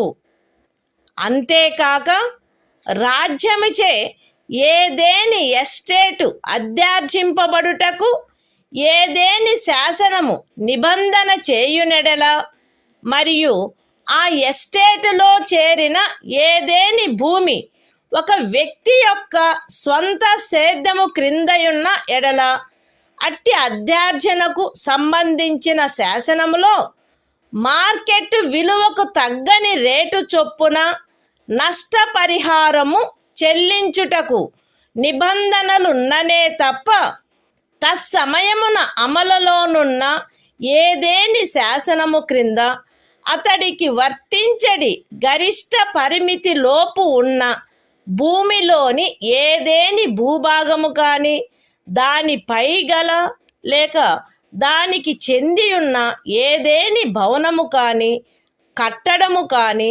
రాజ్యముచే అధ్యార్జింపబడుట శాసన సమ్మతము కాదు. ఈ అనుచ్ఛేదములో ఏదేని స్థానిక ప్రాంతము విషయమున ఎస్టేటు అను పదము ఆ ప్రాంతమునందు అమలులోనున్న భూమి కౌళ్లకు సంబంధించి అస్తిత్వంలోనున్న శాసనములో ఆ పదమునకు గాని స్థానీయ తుల్య పదమునకు గాని ఏ అర్థము కలదో ఆ అర్థమునే కలిగియుండును మరియు అందు ఈ క్రిందివి కూడా చేరియుండును. ఏదేని జాగీరు, ఇనాం లేక మౌఫీ లేక ఇతరమైన తాదృశ అనుదానము మరియు తమిళనాడు కేరళ రాజ్యములలో ఏదేని జన్మం హక్కు రైతువారీ సెటిల్మెంట్ కింద కలిగి ఉన్న ఏదేని భూమి బంజరు భూమి అటవీ భూమి పచ్చిక బయళ్ళ భూమి లేక కర్షకులు లేక వ్యవసాయ కూలీలు మరియు చేతి వృత్తుల వారు ఆక్రమించుకొనిన భవనములు మరియు ఇతర కట్టడములు ఉన్న స్థలములతో సహా వ్యవసాయ లేక తత్సహాయక ప్రయోజనముల కొరకు ఎవరేని కలిగియున్న లేక ఎవరికేని కౌలుకు ఇవ్వబడిన ఏదేని భూమి.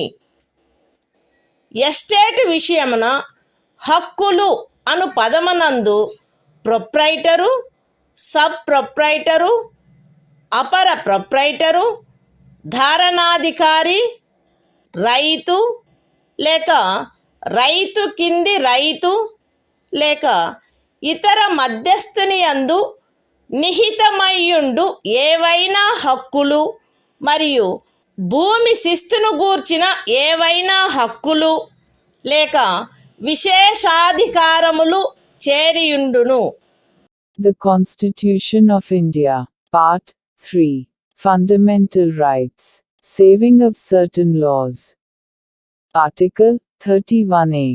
Saving of laws providing for acquisition of estates, etc.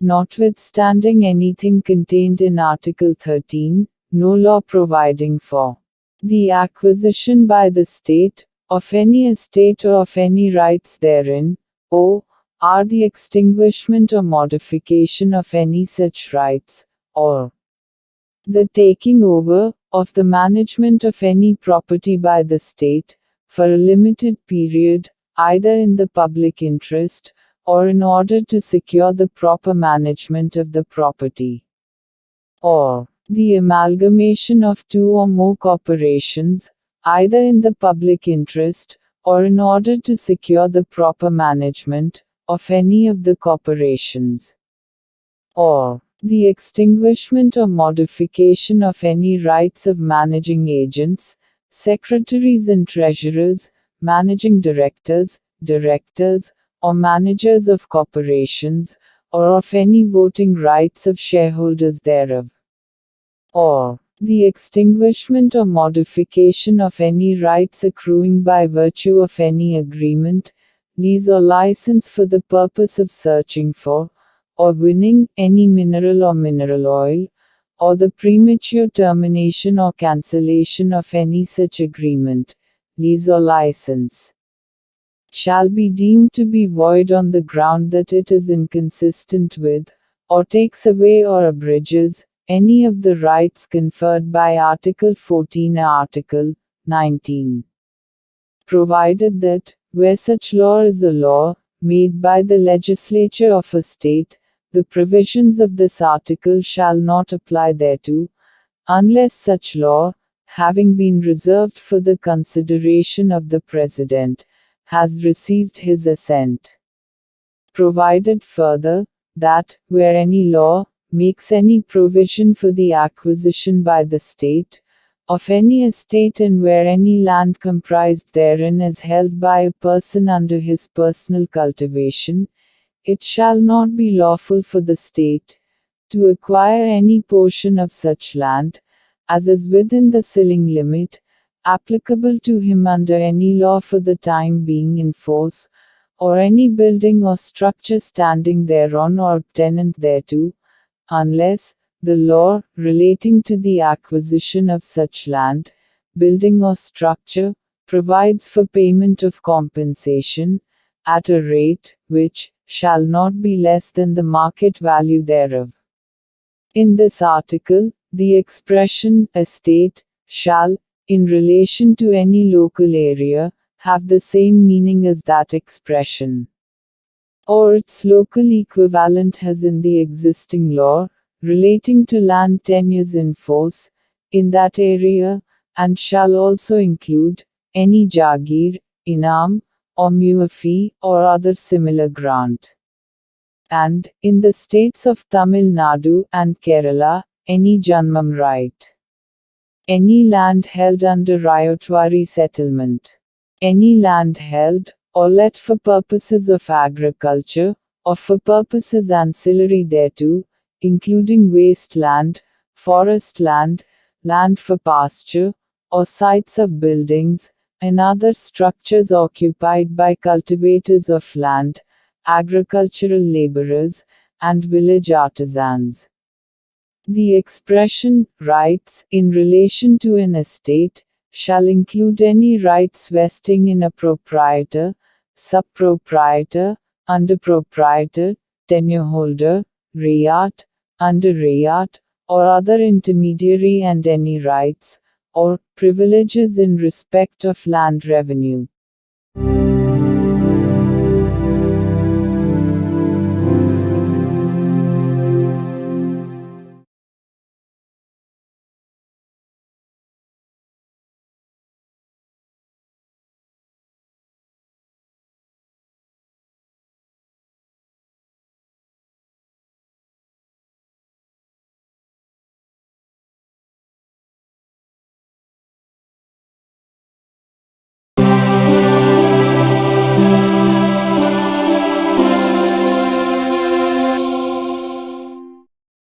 భారత సంవిధానము భాగము 3 మౌలిక హక్కులు. కొన్ని శాసనముల వ్యావృత్తి. Article 31 B. కొన్ని చట్టములకు మరియు వినిమయములకు శాసనిక మాన్యత కలగజేయుట. 31 ఏ అనుచ్ఛేదములో గల నిబంధనల సాధారణతకు భంగము కలగకుండా 9వ అనుసూచిలో నిర్దిష్టపరచబడిన ఏవేని చట్టములు, నియమములు, వాటి యొక్క ఏవేని నిబంధనలు, అట్టి చట్టము, నియమము లేక నిబంధనను ఈ భాగంలోని ఏవేని నిబంధనల ద్వారా ప్రదత్తమైన ఏవేని హక్కులకు అసంగతముగా నున్నదను, లేక ఆ హక్కులలో దేనినైనను తీసివేయుచున్నదను, లేక కుంచుచున్నదను ఆధారముపై ప్రభావశూన్యమైనదని గాని, ఎప్పుడైనను ప్రభావశూన్యమై యుండినదని గాని భావించరాదు. మరియు ఏదేని న్యాయస్థానము లేక ట్రిబ్యునల్ యొక్క ఏదేని తీర్పు, డిక్రీ లేక ఉత్తర్వు దానికి విరుద్ధముగా నున్నప్పటికీ సదరు ప్రతి చట్టము మరియు నియమము దాని రద్దు లేక సవరణ చేయుటకు ఏదేని సమర్థ శాసన మండలికి గల అధికారమునకు అత్యధీనమై అమలునందు కొనసాగవలెను. The Constitution of India, Part 3, Fundamental Rights, Saving of Certain Laws. Article 31b.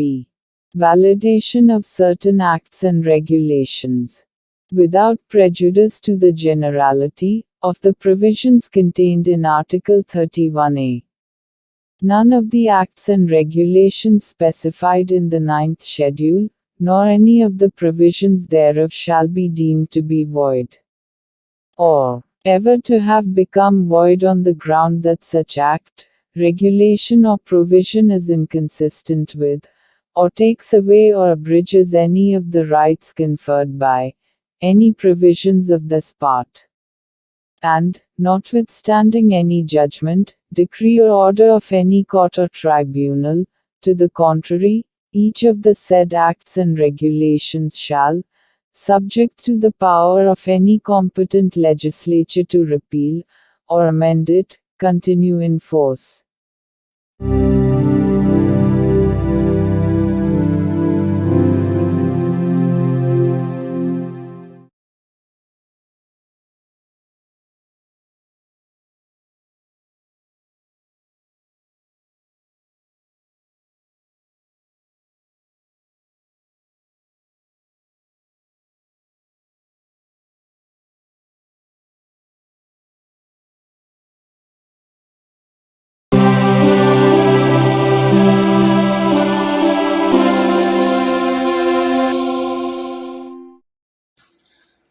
భారత సంవిధానము భాగము 3 మౌలిక హక్కులు.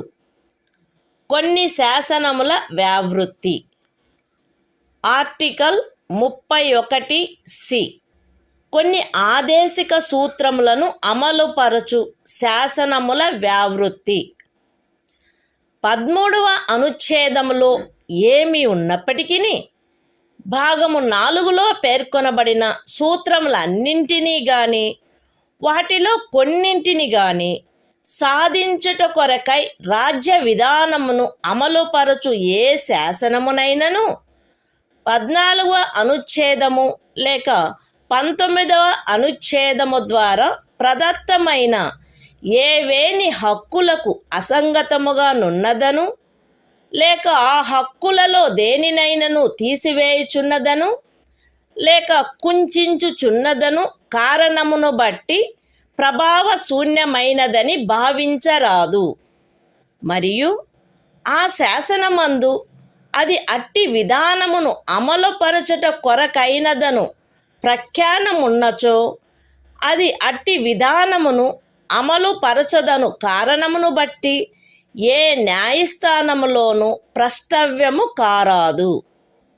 అయితే అట్టి శాసనము రాజ్య శాసన మండలిచే చేయబడిన ఎడల రాష్ట్రపతి పర్యాలోచన కొరకై ప్రత్యేకింపబడి ఆయన అనుమతిని పొందిననే తప్ప దానికి ఈ అనుచ్ఛేదము యొక్క నిబంధనలు వర్తించవు. The Constitution of India, Part 3, Fundamental Rights, Saving of Certain Laws, Article 31(c), Saving of laws giving effect to certain directive principles. Notwithstanding anything contained in Article 13, no law, giving effect to the policy of the state towards securing all or any of the principles laid down in Part 4, shall be deemed to be void, on the ground that it is inconsistent with, or takes away or abridges any of the rights conferred by Article 14 or Article 19. And no law, containing a declaration that it is for giving effect to such policy, shall be called in question in any court, on the ground that it does not give effect to such policy, provided that, where such law is made by the legislature of a state, the provisions of this article shall not apply thereto, unless such law, having been reserved for the consideration of the President, has received his assent.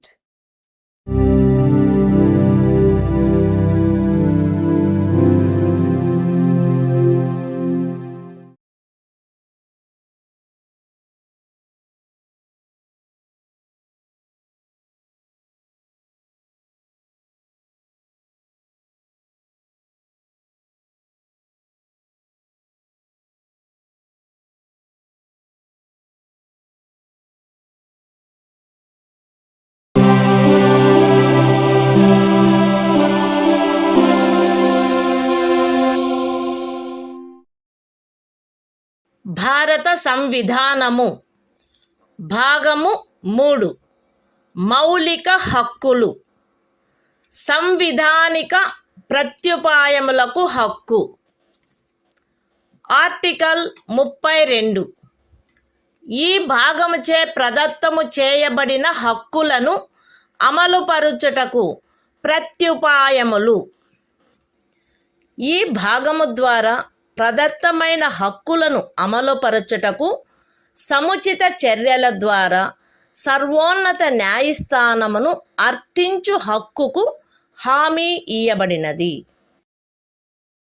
ఈ భాగము ద్వారా ప్రదత్తమైన ఏవేని హక్కులను అమలుపరచుట కొరకు ఆదేశములను లేక ఉత్తర్వులను లేక బందీ ప్రత్యక్ష హెబియస్ కార్పస్, పరమాదేశ మాండమస్, ప్రతిషేధ ప్రొహిబిషన్, అధికార పృచ్ఛ కోవారెంటు మరియు ఉత్ప్రేషణ సర్ష్యోరారి స్వభావము గల రిట్లతో సహా అధిలేఖలను వీటిలో సముచితమైన దానిని జారీ చేయుటకు సర్వోన్నత న్యాయస్థానము అధికారము కలిగియుండును. ఖండములు 1 మరియు 2 ద్వారా సర్వోన్నత న్యాయస్థానమునకు ప్రదత్తమైన అధికారములకు భంగము కలగకుండా ఖండము 2 క్రింద సర్వోన్నత న్యాయస్థానముచే వినియోగింపబడదగు అధికారముల అన్నిటినీ కానీ వాటిలో దేనినైనను కానీ ఏదేని ఇతర న్యాయస్థానమునకు దాని అధికారిత యొక్క స్థానిక హద్దులలో వినియోగించు అధికారమును శాసనము ద్వారా పార్లమెంటు వసగవచ్చును. ఈ అనుచ్ఛేదముచే హామీ ఇయ్యబడిన హక్కు ఈ సంవిధానముచే అన్యదా నిబంధింపబడినట్లు తప్ప suspend చేయబడరాదు. The Constitution of India, Part 3. Fundamental Rights. Right to constitutional remedies. Article 32. Remedies for enforcement of rights conferred by this part. 1. The right to move the Supreme Court, by appropriate proceedings for the enforcement of the rights conferred by this part, is guaranteed. 2. The Supreme Court shall have power to issue directions or orders, or writs, including writs in the nature of habeas corpus, mandamus, prohibition, quo warranto and certiorari, whichever may be appropriate, for the enforcement of any of the rights conferred by this part. 3. Without prejudice to the powers conferred on the Supreme Court, by clauses 1 and 2. Parliament may by law empower any other court to exercise within the local limits of its jurisdiction all or any of the powers exercisable by the Supreme Court under clause 2. 4. The right guaranteed by this article shall not be suspended, except as otherwise provided for by this Constitution.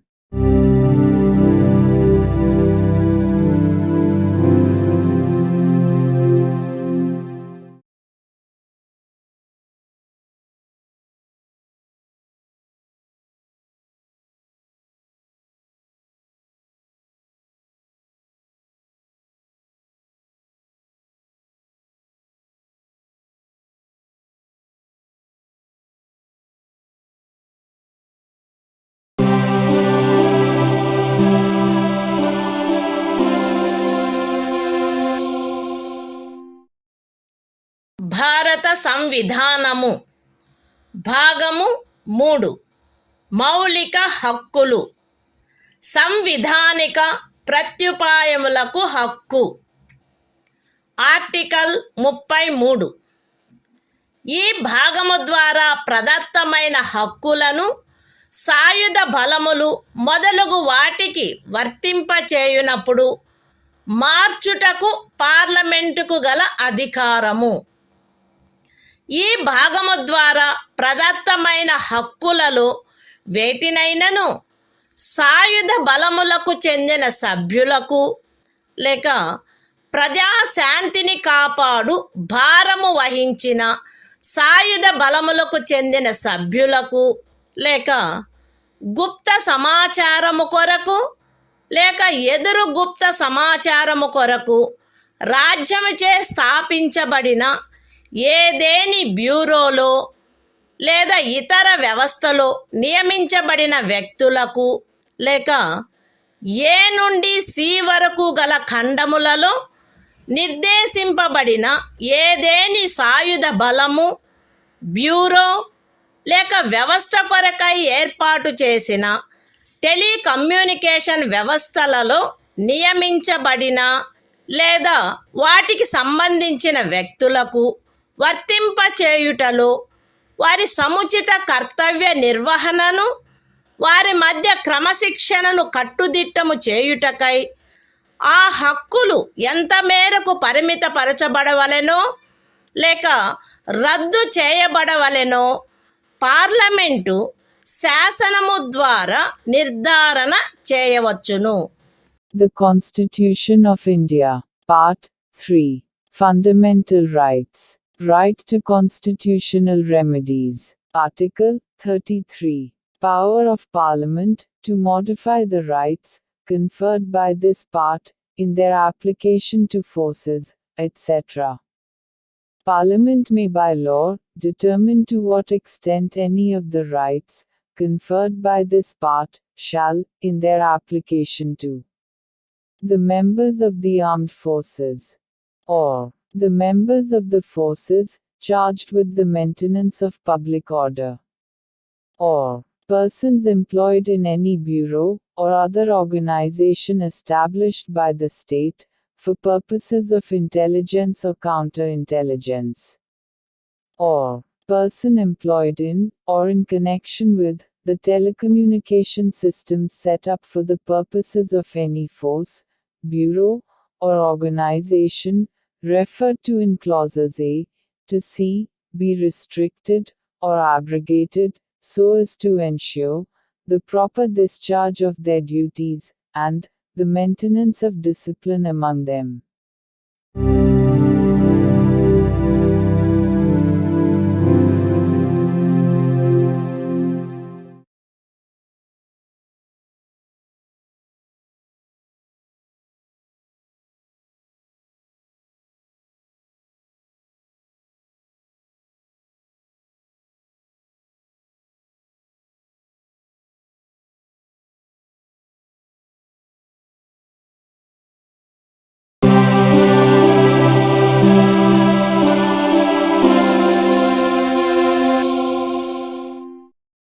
భారత సంవిధానము భాగము 3 మౌలిక హక్కులు.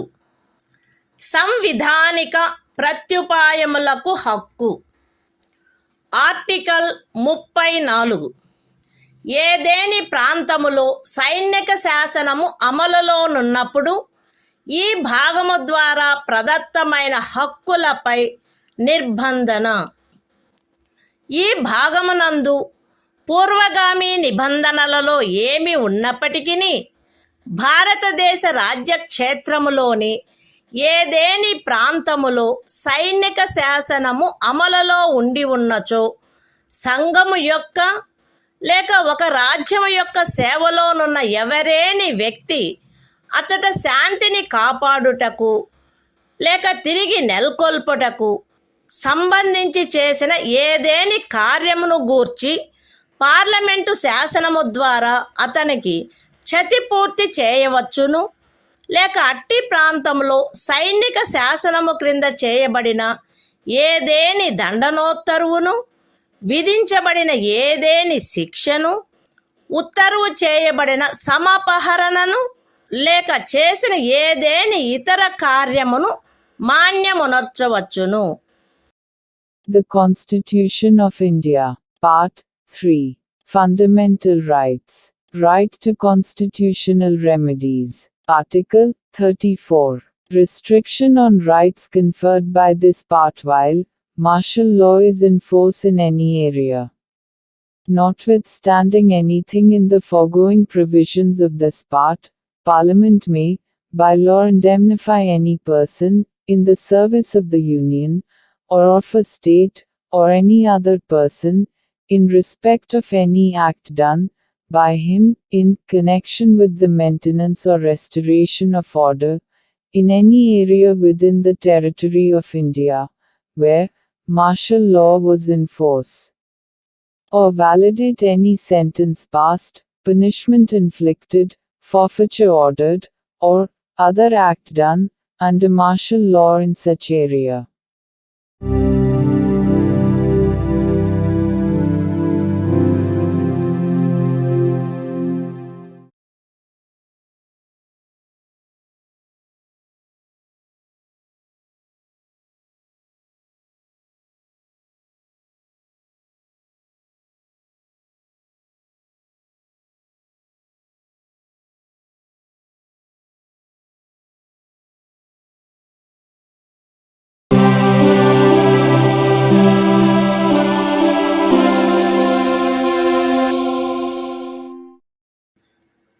భారత సంవిధానము.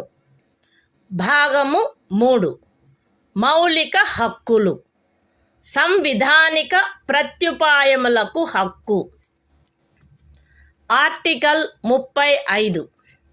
ఈ భాగము యొక్క నిబంధనలను అమలుపరచుటకు శాసన నిర్మాణము. ఈ సంవిధానమునందేమున్నప్పటికీ 16వ అనుచ్ఛేదము యొక్క ఖండము 3, 32వ అనుచ్ఛేదము యొక్క ఖండము 3, 33వ మరియు 34వ అనుచ్ఛేదముల క్రింద పార్లమెంటు చేయు శాసనము ద్వారా నిబంధింపబడదగిన విషయములలో దేనిని గూర్చి అయినను శాసనములను చేయుటకు మరియు ఈ భాగము క్రింద అపరాధములుగా ప్రఖ్యానించబడిన కార్యములకు శిక్షను విహితము చేయుట కొరకైన శాసనములను చేయుటకు పార్లమెంటు అధికారము కలిగియుండును. రాజ్య శాసన మండలి ఆ అధికారమును కలిగియుండదు. మరియు పార్లమెంటు ఈ సంవిధాన ప్రారంభమునకు పిమ్మట వీలైనంత త్వరితముగా ఉపఖండము 2లో నిర్దేశించబడిన కార్యములకు శిక్షను విహితము చేయుటకు శాసనములను చేయవలయును. ఖండము ఏ యొక్క ఉపఖండము 1లో నిర్దేశింపబడిన ఏదేని విషయమును గూర్చినదైనా లేక ఆ ఖండము యొక్క ఉపఖండము 2లో నిర్దేశించబడిన కార్యమునకు దేనికైనను శిక్షను నిబంధించునదై ఈ సంవిధాన ప్రారంభమునకు అవ్యవహిత పూర్వము భారతదేశ రాజ్య క్షేత్రమునందు అమలులోనున్న ఏదేని శాసనము అందలి నిబంధనలకును 372వ అనుచ్ఛేదము క్రింద దాని యందు చేయబడు అనుకూలానుసరణకును మరియు మార్పులకును అత్యధీనమై పార్లమెంటుచే మార్పు లేక రద్దు లేక సవరణ చేయబడు వరకు అమలునందు కొనసాగవలెను. విశదీకరణ. ఈ అనుచ్ఛేదమునందు అమలులోనున్న శాసనము అను పదబంధము 372వ అనుచ్ఛేదములో ఆ పదబంధమునకు ఏ అర్థము కలదో ఆ అర్థమునే కలిగియుండును. The Constitution of India, Part 3. Fundamental Rights. Right to constitutional remedies. Article 35.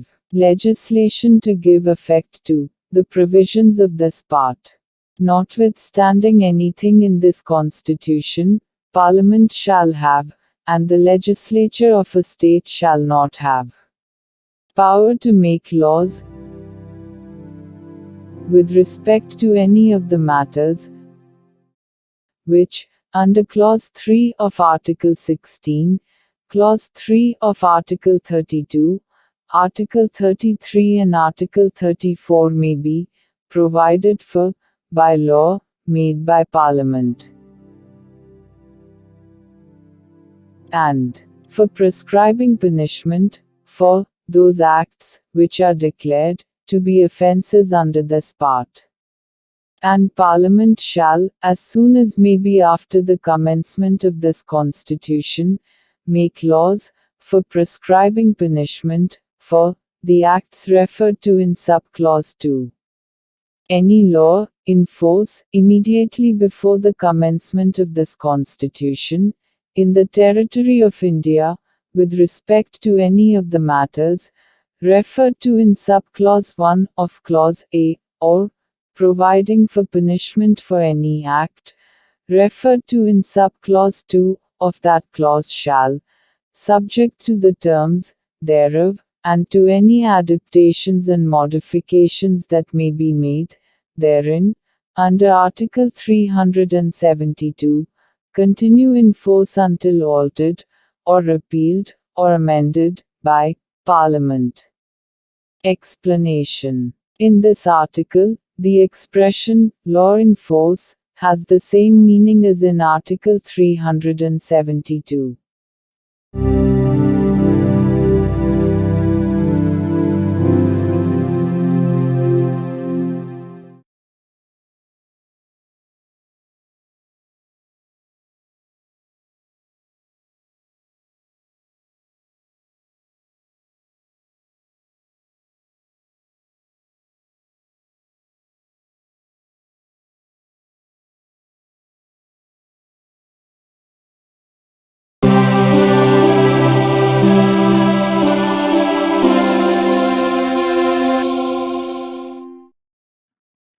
భారత సంవిధానము భాగము 4 రాజ్య విధానము యొక్క ఆదేశిక సూత్రములు.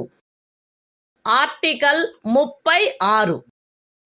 ఈ భాగములో సందర్భము అన్యదా అపేక్షించననే తప్ప రాజ్యము అను పదము భాగము 3లో ఆ పదమునకు ఏ అర్థము కలదో ఆ అర్థమునే కలిగియుండును. The Constitution of India, Part 4, Directive Principles of State Policy. Article 36. Definition. In this part, unless the context otherwise requires, the state has the same meaning as in Part 3.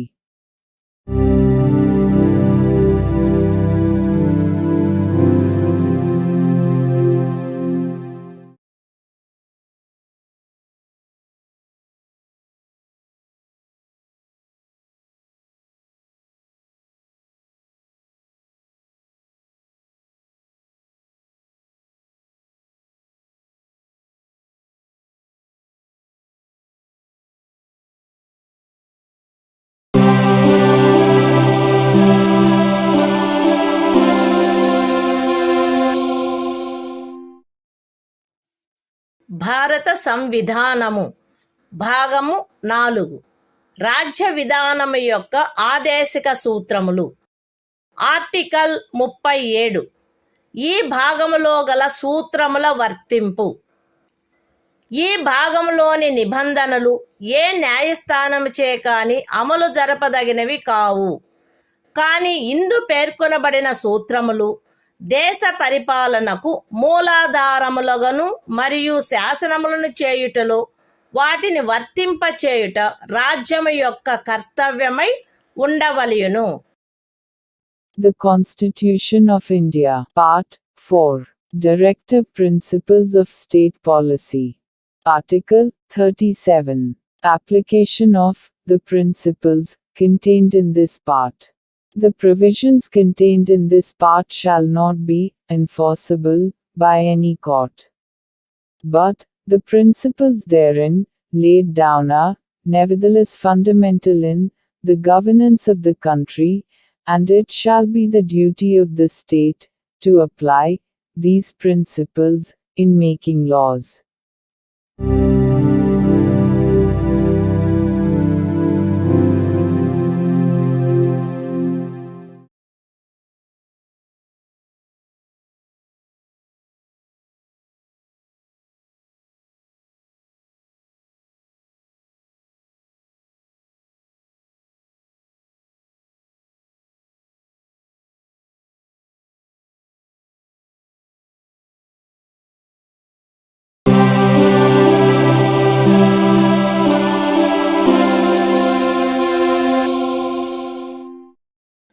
భారత సంవిధానము భాగము 4 రాజ్య విధానము యొక్క ఆదేశిక సూత్రములు. ఆర్టికల్ 38. రాజ్యము ప్రజల శ్రేయస్సును పెంపొందించు సాంఘిక వ్యవస్థను చేకూర్చుట. జాతీయ జీవనంలోని అన్ని రంగములలో సాంఘిక, ఆర్థిక మరియు రాజకీయ న్యాయమును ఉజ్జీవింపచేయు సాంఘిక వ్యవస్థను వీలైనంత వరకు కట్టుదిట్టము చేకూర్చుట ద్వారాను దానిని రక్షించుట ద్వారాను రాజ్యము ప్రజల శ్రేయస్సును పెంపొందించుటకు పాటుపడవలెను. రాజ్యము ప్రత్యేకించి రాబడిలో అసమానతలను తగ్గించుటకు పాటుపడవలెను మరియు విభిన్న ప్రాంతములందు నివసించుచున్న లేక విభిన్న వృత్తులను చేపట్టిన వ్యక్తుల మధ్య మాత్రమే కాకుండా ప్రజావర్గముల మధ్య కూడా హోదా, సౌకర్యములు మరియు అవకాశములందు అసమానతలను తొలగించుటకు ప్రయత్నించవలెను. The Constitution of India, Part 4, Directive Principles of State Policy. Article 38. state to secure social order, for the promotion of welfare of the people. The state shall strive to promote the welfare of the people by securing and protecting as effectively as it may a social order in which justice, social, economic, and political shall inform all the institutions of the national life. The state shall, in particular, strive to minimize the inequalities in income, and endeavor to eliminate inequalities in status, facilities and opportunities, not only amongst individuals, but also amongst groups of people, residing in different areas, or engaged in different vocations.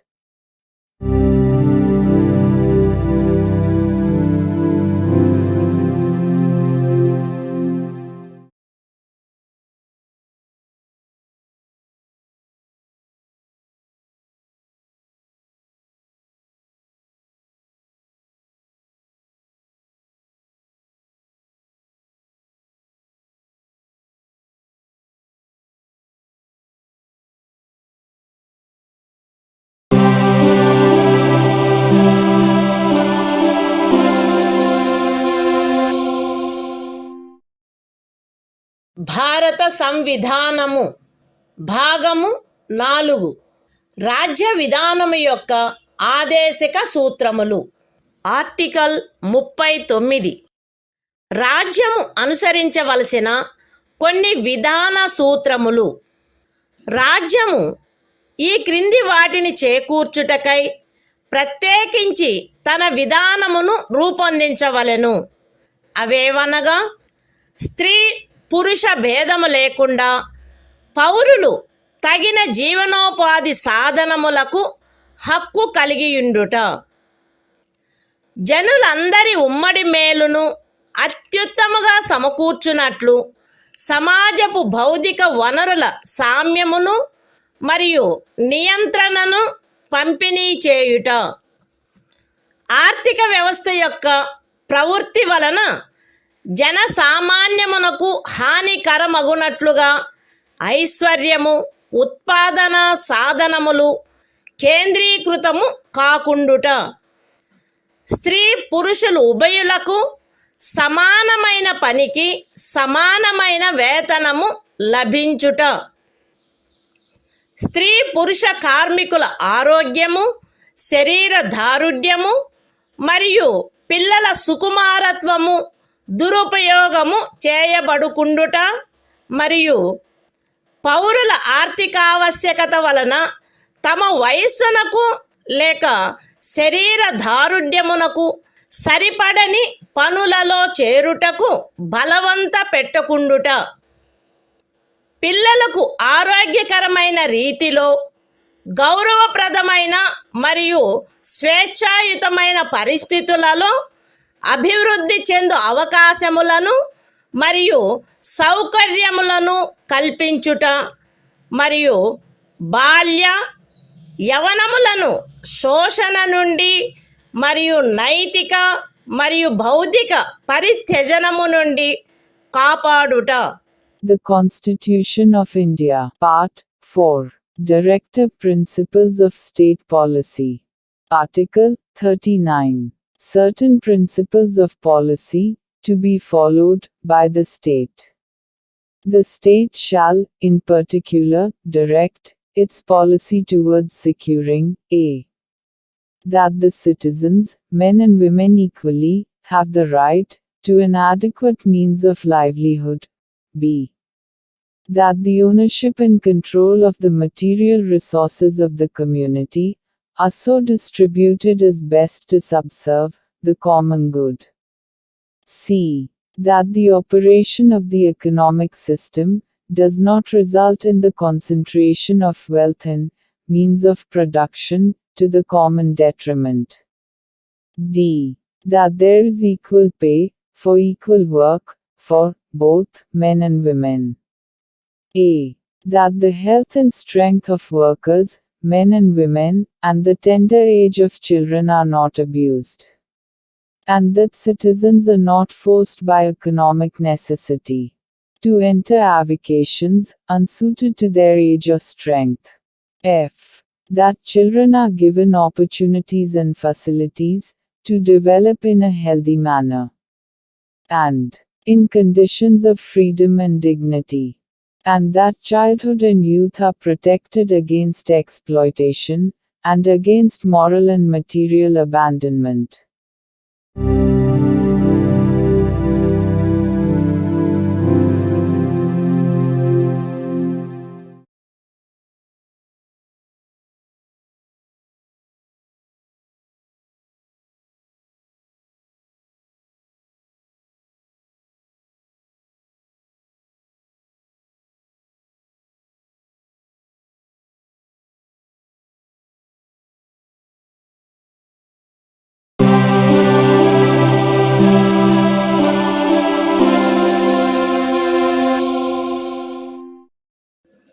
భారత సంవిధానము భాగము 4 రాజ్య విధానము యొక్క ఆదేశక సూత్రములు.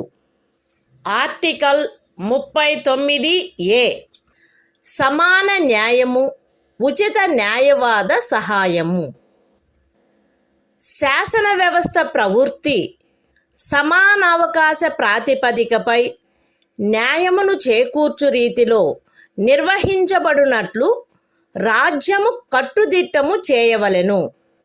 మరియు ప్రత్యేకముగా ఏ పౌరునికైనను ఆర్థిక లేక ఇతర అసక్తతల కారణమున న్యాయమును పొందు అవకాశములు అలభ్యము కాకుండునట్లు కట్టుదిట్టము చేయుటకై తగిన శాసన నిర్మాణమును లేక పథకముల ద్వారా గాని ఏదేని ఇతర విధముగా గాని ఉచిత న్యాయవాద సహాయమును సమకూర్చవలెను.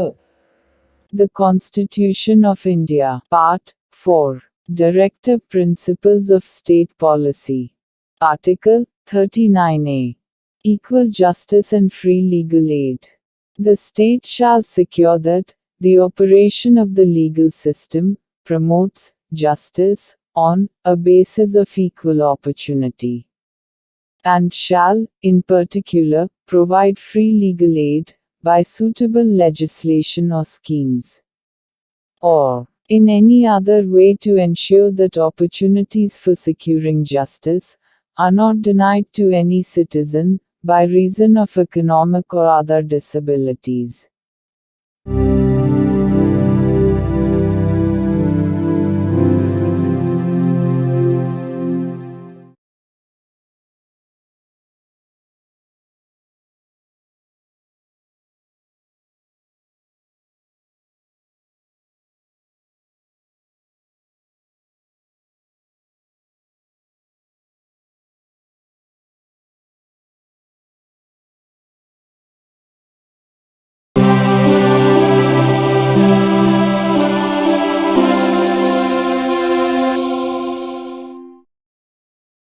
భారత సంవిధానము భాగము 4 రాజ్య విధానము యొక్క ఆదేశక సూత్రములు. ఆర్టికల్ 40 గ్రామ పంచాయతీల వ్యవస్థీకరణ. గ్రామ పంచాయతీలను వ్యవస్థీకరించి స్వపరిపాలనా యూనిట్లుగా అవి పనిచేయుటకు వాటికి ఆవశ్యకమగు అధికార ప్రాధికారముల నొసగుటకు రాజ్యము చర్యలను గైగొనవలెను. The Constitution of India, Part 4, Directive Principles of State Policy. Article 40. Organization of Village Panchayats. The state shall take steps to organize village panchayats, and endow them with such powers and authority as may be necessary to enable them to function as units of self-government.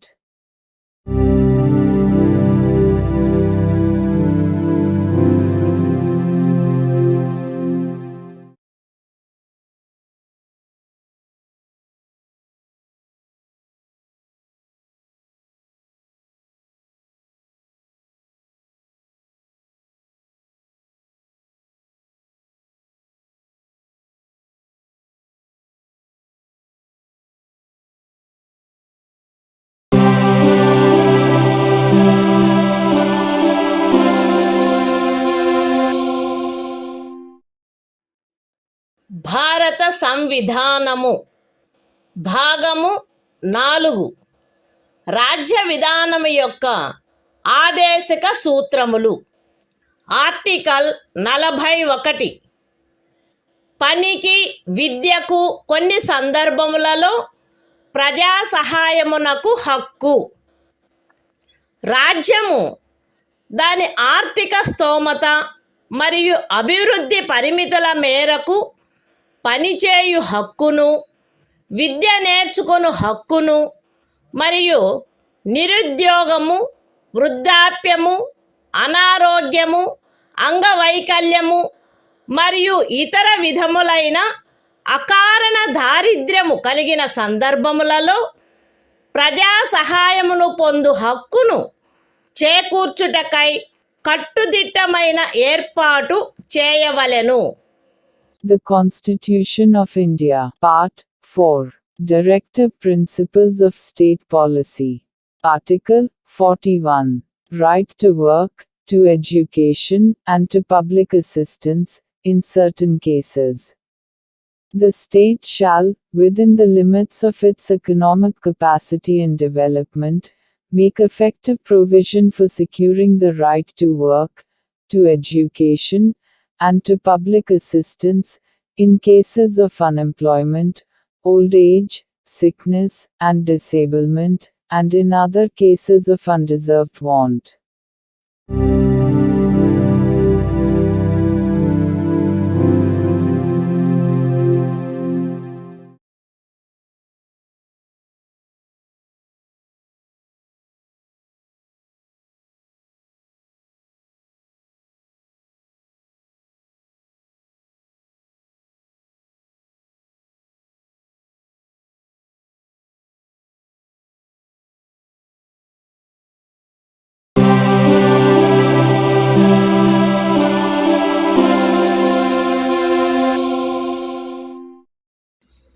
భారత సంవిధానము భాగము 4 రాజ్య విధానము యొక్క ఆదేశక సూత్రములు.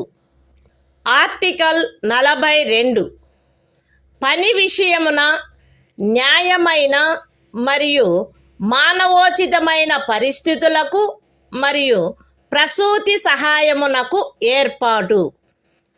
రాజ్యము పనిచేయు విషయమున న్యాయమైన మరియు మానవోచితమైన పరిస్థితులను, ప్రసూతి సహాయమును చేకూర్చుటకు ఏర్పాటు చేయవలెను. The Constitution of India, Part 4, Directive Principles of State Policy. Article 42, Provision for just and humane conditions of work, and maternity relief. The state shall make provision for securing just and humane conditions of work, and for maternity relief.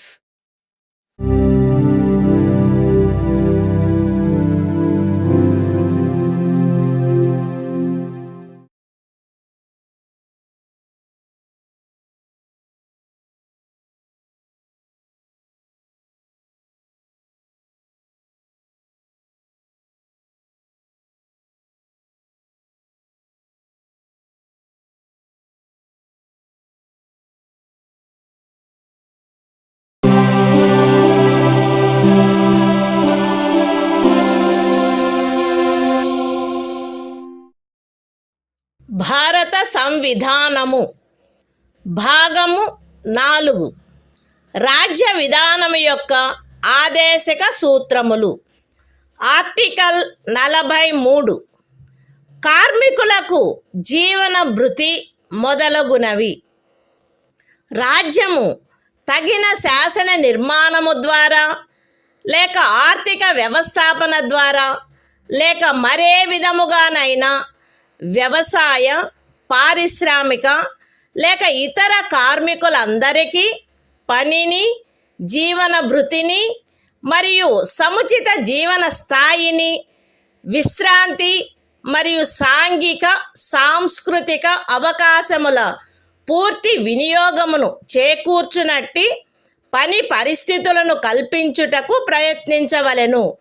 మరియు ప్రత్యేకించి గ్రామీణ ప్రాంతములలో వైయక్తిక ప్రాతిపదికపై లేక సహకార ప్రాతిపదికపై కుటీర పరిశ్రమలను పెంపొందింపచేయుటకు ప్రయత్నించవలెను. The Constitution of India, Part 4. Directive Principles of State Policy. Article 43. Living wage, etc., for workers.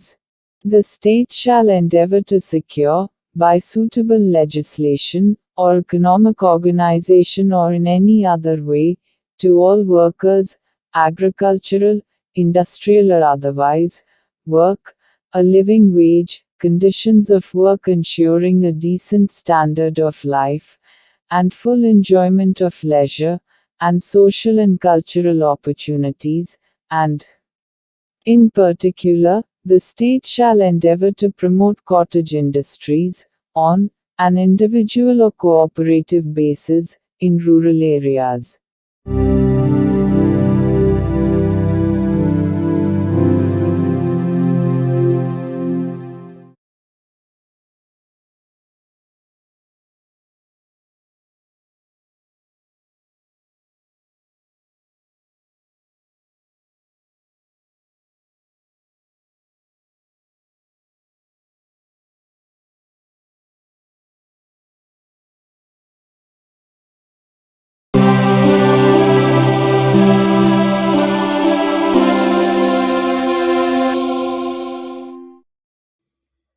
భారత సంవిధానము భాగము 4. రాజ్య విధానము యొక్క ఆదేశిక సూత్రములు.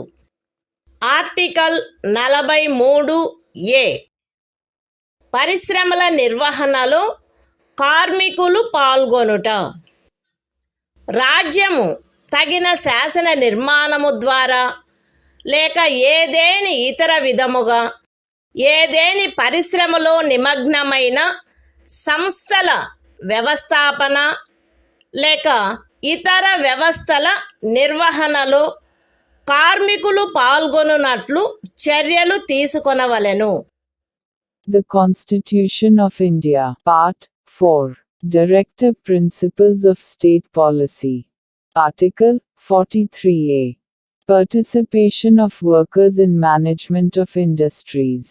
The state shall take steps, by suitable legislation or in any other way, to secure the participation of workers in the management of undertakings, establishments, or other organizations engaged in any industry.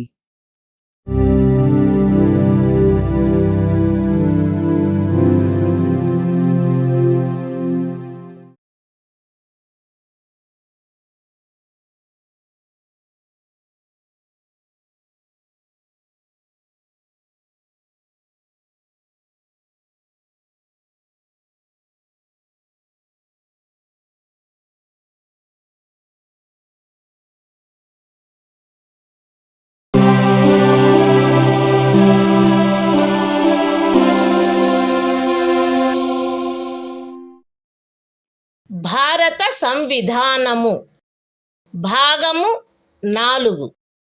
రాజ్య విధానము యొక్క ఆదేశక సూత్రములు. Article 43B. సహకార సంఘముల ప్రవర్ధనము. రాజ్యము సహకార సంఘములు స్వచ్ఛందముగా రూపొందించుటకు, స్వాయత్తముగా కృత్యములు నిర్వహించుటకు, ప్రజాస్వామ్య నియంత్రణ మరియు వృత్తిపరమై యాజమాన్యమును ప్రోత్సహించుటకు ప్రయత్నించవలెను. The Constitution of India, Part 4. Directive Principles of State Policy. Article 43B. Promotion of cooperative societies. The state shall endeavor to promote voluntary formation, autonomous functioning, democratic control and professional management of cooperative societies.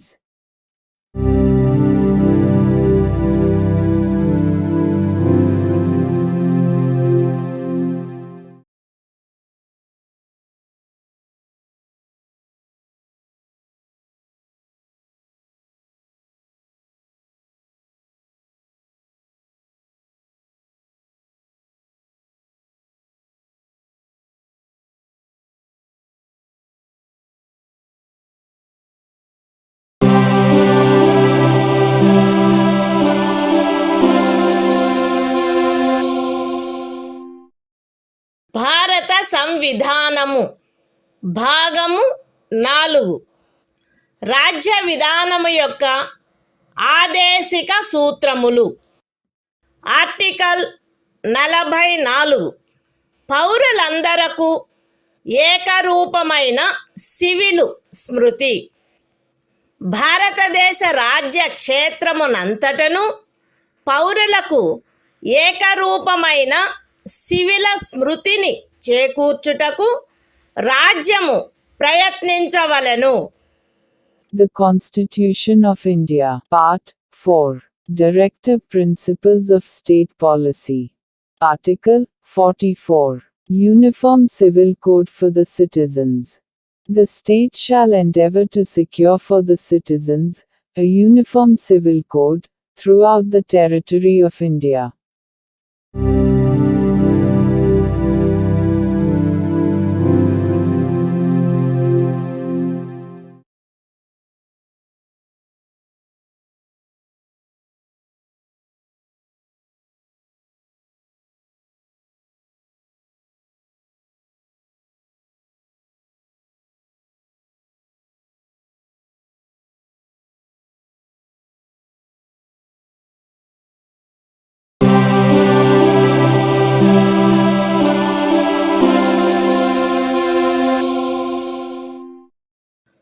భారత సంవిధానము భాగము 4 రాజ్య విధానము యొక్క ఆదేశిక సూత్రములు.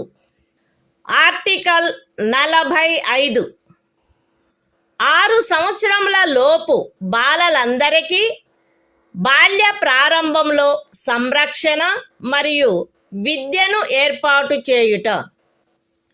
బాలలందరూ వారు 6 సంవత్సరముల వయస్సు పూర్తి చేయునంత వరకు వారికి బాల్య ప్రారంభంలో సంరక్షణ మరియు విద్యను ఏర్పాటు చేయుటకు రాజ్యము ప్రయత్నించవలెను. The Constitution of India, Part 4, Directive Principles of State Policy. Article 45. Provision for early childhood care and education to children below the age of 6 years. The state shall endeavor to provide early childhood care and education for all children until they complete the age of 6 years.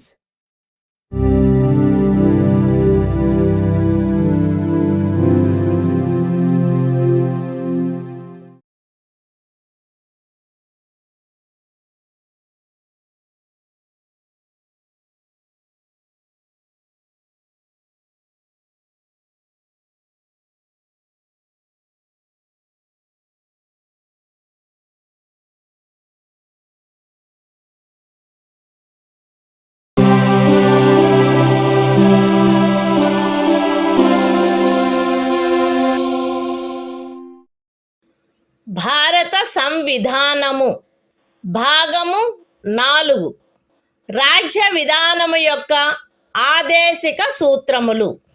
Article 46 అనుసూచిత కులముల, అనుసూచిత జనజాతుల మరియు ఇతర బలహీన వర్గముల యొక్క విద్యా విషయక మరియు ఆర్థిక హితములను పెంపొందించుట.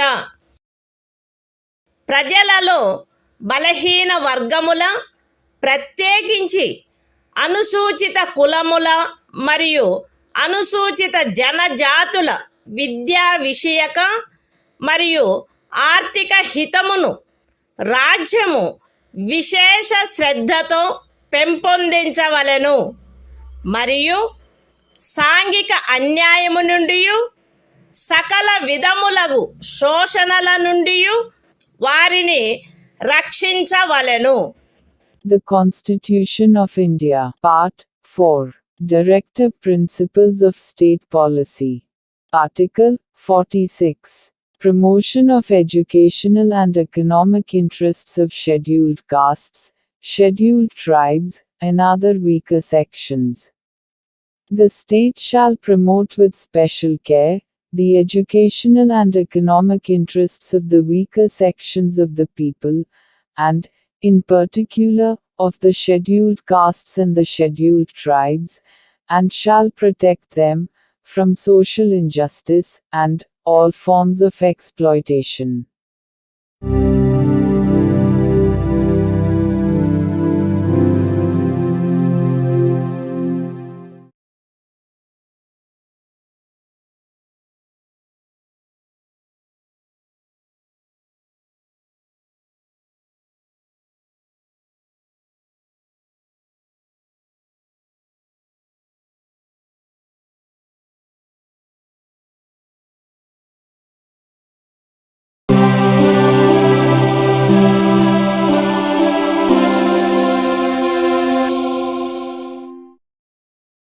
భారత సంవిధానము భాగము 4 రాజ్య విధానము యొక్క ఆదేశిక సూత్రములు. ఆర్టికల్ 47 ఆహార పుష్టి స్థాయిని, జీవన స్థాయిని పెంచుటలో మరియు ప్రజారోగ్యమును మెరుగుపరచుటలో రాజ్యము యొక్క కర్తవ్యము. రాజ్యము ప్రజల ఆహార పుష్టి యొక్క స్థాయిని, జీవన స్థాయిని పెంచుట మరియు ప్రజారోగ్యమును మెరుగుపరుచుట తన ప్రాథమిక కర్తవ్యములలోనివిగా పరిగణించవలెను మరియు ప్రత్యేకించి వైద్య ప్రయోజనములకై తప్ప మద్యపానీయములను మరియు ఆరోగ్యమునకు భంగము కలిగించు ఔషధములను సేవించుటను నిషేధించుటకు రాజ్యము ప్రయత్నించవలెను. The Constitution of India, Part 4, Directive Principles of State Policy. Article 47. Duty of the state to raise the level of nutrition and the standard of living, and to improve public health. The state shall regard the raising of the level of nutrition and the standard of living of its people, and the improvement of public health, as among its primary duties, and, in particular, the state shall endeavor to bring about prohibition of the consumption, except for medicinal purposes, of intoxicating drinks and of drugs, which are injurious to health.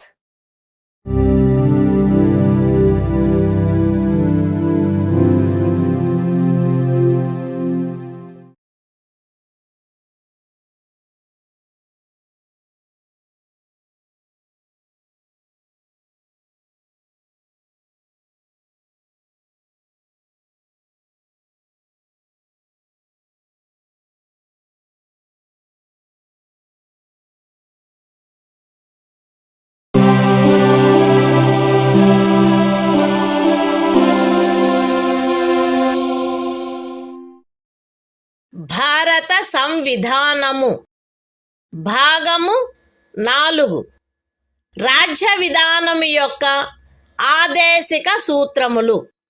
Article 48 వ్యవసాయ మరియు పశు సంవర్ధనము యొక్క వ్యవస్థీకరణ.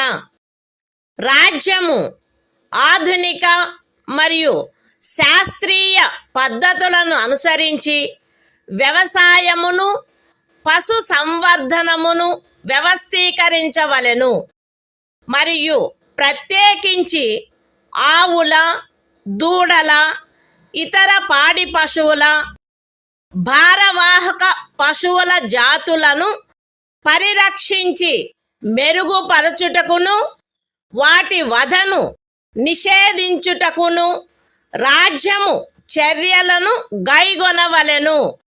The Constitution of India, Part 4, Directive Principles of State Policy. Article 48. Organization of Agriculture and Animal Husbandry.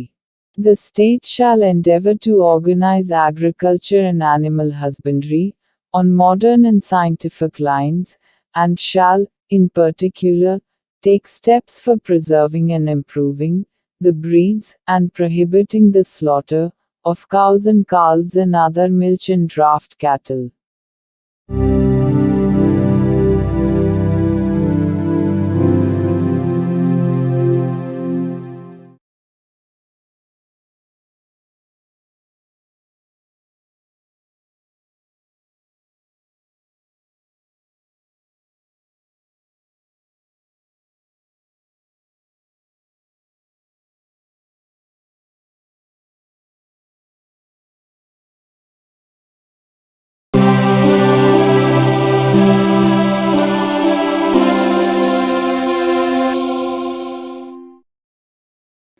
భారత సంవిధానము భాగము 4 రాజ్య విధానము యొక్క ఆదేశిక సూత్రములు. Article 48 ఏ పరిసరముల రక్షణ మరియు అభివృద్ధి మరియు అడవుల వన్యప్రాణుల సంరక్షణ.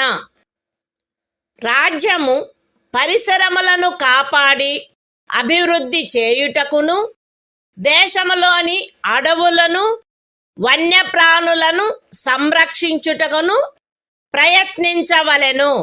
The Constitution of India, Part 4, Directive Principles of State Policy. Article 48A. Protection and improvement of environment, and safeguarding of forests and wildlife.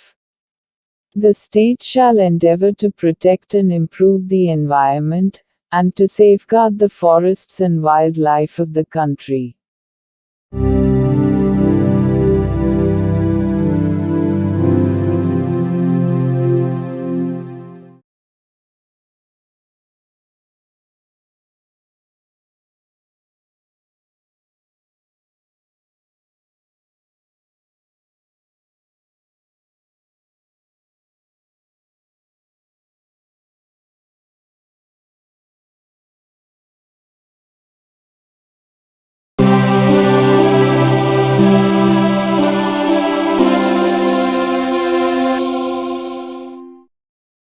భారత సంవిధానము భాగము 4 రాజ్య విధానము యొక్క ఆదేశిక సూత్రములు. ఆర్టికల్ 49 జాతీయ ప్రాముఖ్యము గల స్మారక చిహ్నములను రక్షించుట. పార్లమెంటు చేయబడిన శాసనము ద్వారా గాని లేదా దాని క్రింద గాని జాతీయ ప్రాముఖ్యము గలవని ప్రఖ్యానించబడిన కళాత్మక లేక ఐతిహాసిక ప్రయోజనము గల ప్రతి ఒక్క స్మారక చిహ్నమును లేక స్థలమును లేక వస్తువును సందర్భానుసారముగా కొల్లగొట్టుట, విరూపణము, వినాశనము, తొలగింపు, వ్యయనము లేక ఎగుమతి చేయుట నుండి రక్షించుట రాజ్యము యొక్క బాధ్యత అయ్యుండును. The Constitution of India, Part 4, Directive Principles of State Policy. Article 49. Protection of monuments and places and objects of national importance. It shall be the obligation of the state to protect every monument, or place, or object of artistic or historic interest, declared by or under law made by Parliament to be of national importance, from spoliation, disfigurement, destruction, removal, disposal or export, as the case may be.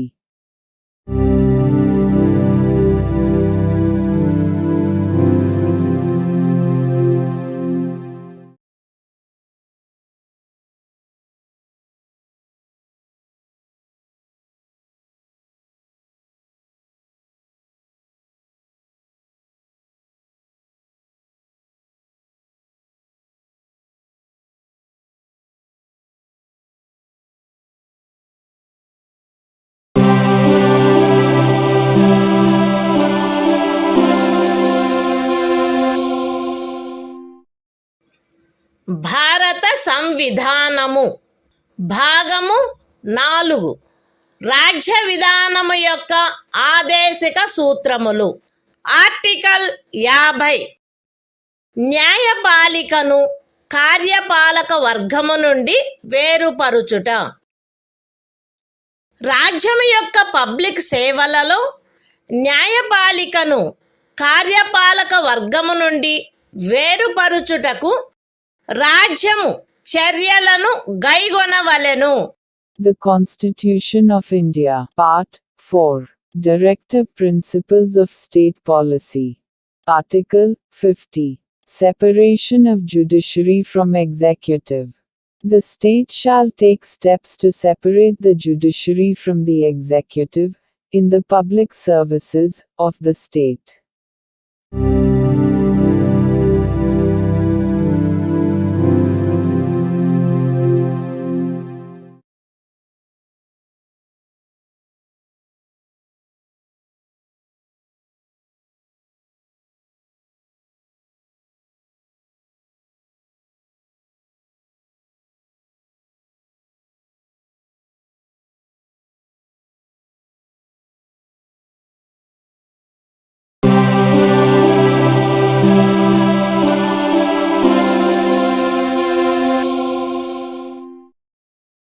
భారత సంవిధానము భాగము 4 రాజ్య విధానము యొక్క ఆదేశిక సూత్రములు. Article 51 అంతర్జాతీయ శాంతి భద్రతలను పెంపొందించుట.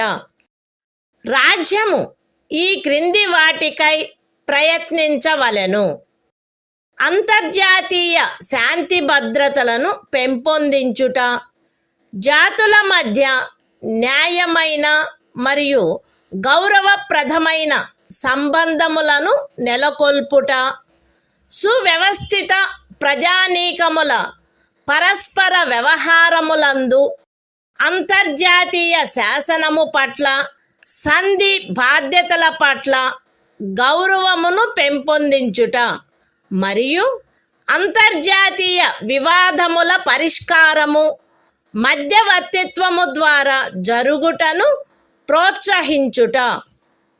The Constitution of India, Part 4, Directive Principles of State Policy. Article 51, Promotion of International Peace and Security. The state shall endeavor to a. Promote international peace and security. b. Maintain just and honorable relations between nations. c. Foster respect for international law and treaty obligations in the dealings of organized peoples with one another. And d. Encourage settlement of international disputes by arbitration.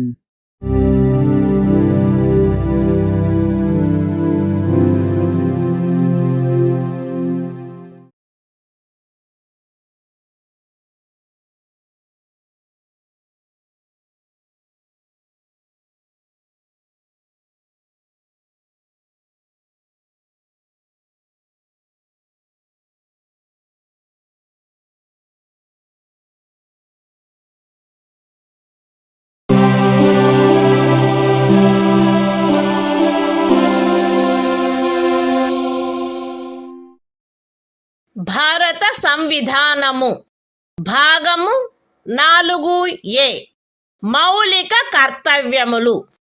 Article 51A ప్రతి భారత పౌరునికి సంవిధానమునకు కట్టుబడి ఉండుట మరియు దాని ఆదర్శములను, సంస్థలను, జాతీయ పతాకమును, జాతీయ గీతమును గౌరవించుట, జాతీయ స్వాతంత్ర పోరాటమునకు స్ఫూర్తినిచ్చిన ఉన్నతాదర్శములను జ్ఞప్తి అందించుకొని వాటిని పాటించుట, భారతదేశ సార్వభౌమతను, ఐక్యతను మరియు అఖండతను సమర్థించి కాపాడుట, దేశమును రక్షించుట మరియు కోరినప్పుడు జాతీయ సేవ చేయుట, భారత ప్రజలందరి మధ్య మత, భాష మరియు ప్రాంతము లేక వర్గ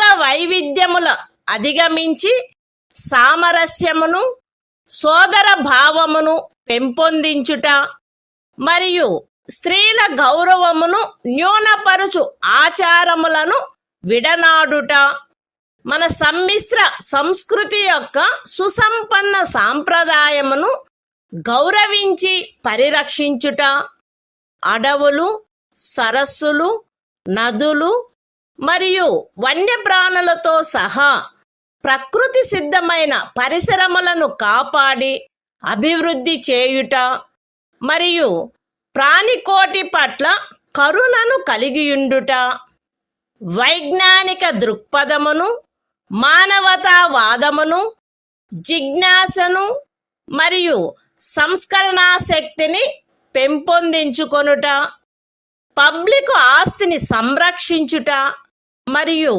హింసను విడనాడుట, దేశ ప్రజల కృషి మరియు సాధనముల ఉన్నత స్థాయిలను నిరంతరం అందుకొనున్నట్లుగా వ్యష్టి మరియు సమష్టి కార్యరంగములన్నింటిలో శ్రేష్టతకై పాటుపడుట, తల్లి, తండ్రి లేక సంరక్షకుడు 6 మరియు 14 సంవత్సరముల మధ్య వయసు కలిగిన తమ పిల్లలకు లేక పోషితునికి విద్యావకాశములను కలగచేయుట కర్తవ్యమై ఉండవలెను. The Constitution of India, Part 4A. Fundamental Duties. Article 51A. Fundamental Duties. It shall be the duty of every citizen of India to abide by the Constitution and respect its ideals and institutions, the national flag and the national anthem. B. To cherish and follow the noble ideals which inspired our national struggle for freedom. C. To uphold and protect the sovereignty, unity and integrity of India. D. To defend the country and render national service when called upon to do so. A. To promote harmony and the spirit of common brotherhood amongst all the people of India, transcending religious, linguistic and regional or sectional diversities. To renounce practices derogatory to the dignity of women. F. To value and preserve the rich heritage of our composite culture. G. To protect and improve the natural environment, including forests, lakes, rivers and wildlife, and to have compassion for living creatures. H. To develop the scientific temper, humanism, and the spirit of inquiry and reform. I. To safeguard public property and to abjure violence. J. To strive towards excellence in all spheres of individual and collective activity, so that the nation constantly rises to higher levels of endeavor and achievement. K. Who is a parent or guardian, to provide opportunities for education to his child, or, as the case may be, what between the age of 6 and 14 years.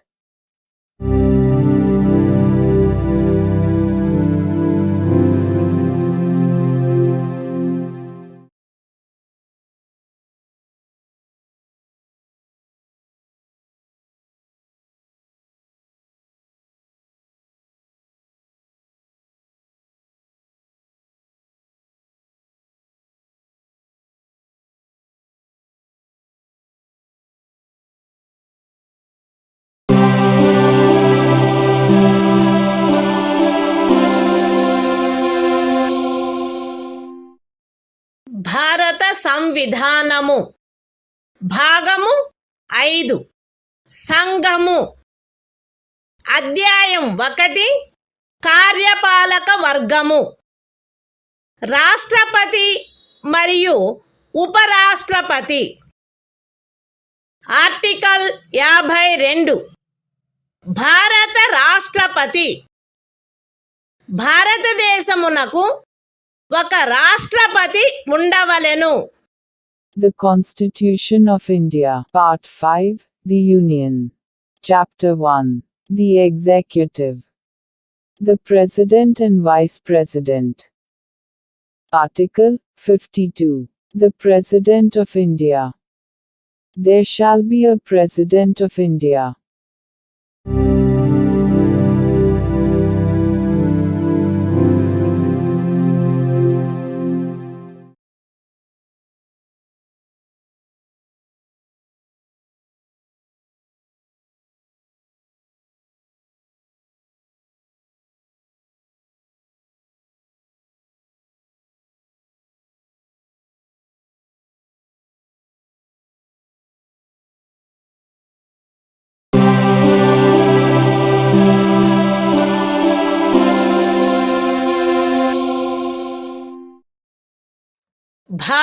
సంవిధానము భాగము 5 సంఘము అధ్యాయము 1 కార్యపాలక వర్గము రాష్ట్రపతి మరియు ఉపరాష్ట్రపతి article 53 సంఘము యొక్క కార్యపాలకాధికారము సంఘము యొక్క కార్యపాలకాధికారము రాష్ట్రపతి యందు నిహితమై ఉండవలెను. ఆయన దానిని స్వయముగా లేక తనకు అధీనస్థులగు అధికారుల ద్వారా ఈ సంవిధానమును అనుసరించి వినియోగించవలెను.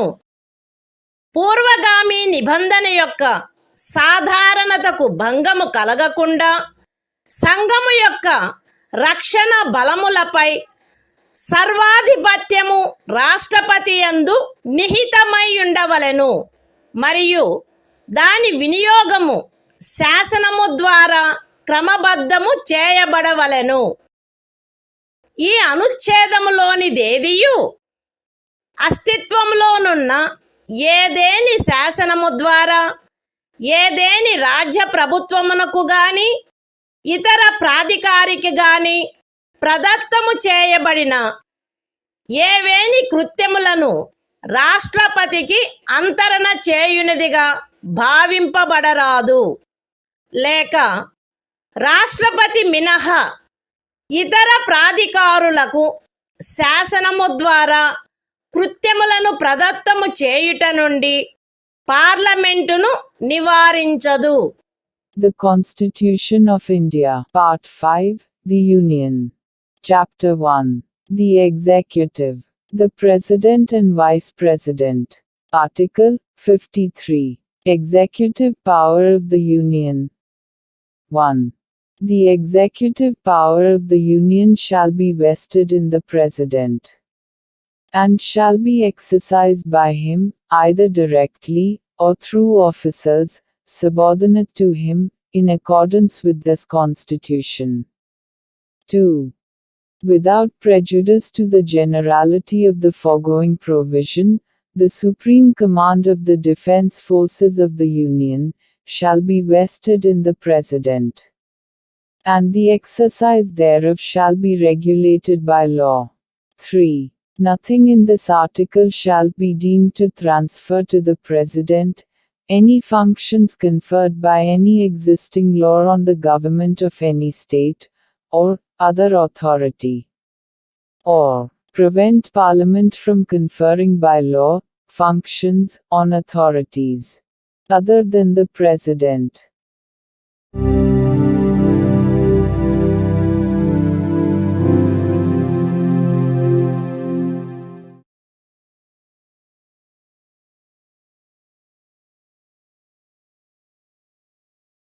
విధానము భాగము 5 సంఘము అధ్యాయము 1 కార్యపాలక వర్గము రాష్ట్రపతి మరియు ఉపరాష్ట్రపతి ఆర్టికల్ 54 రాష్ట్రపతి ఎన్నిక రాష్ట్రపతి ఈ క్రింది వారితో కూడిన నిర్వాచక గణము యొక్క సభ్యులచే ఎన్నుకొనబడవలెను.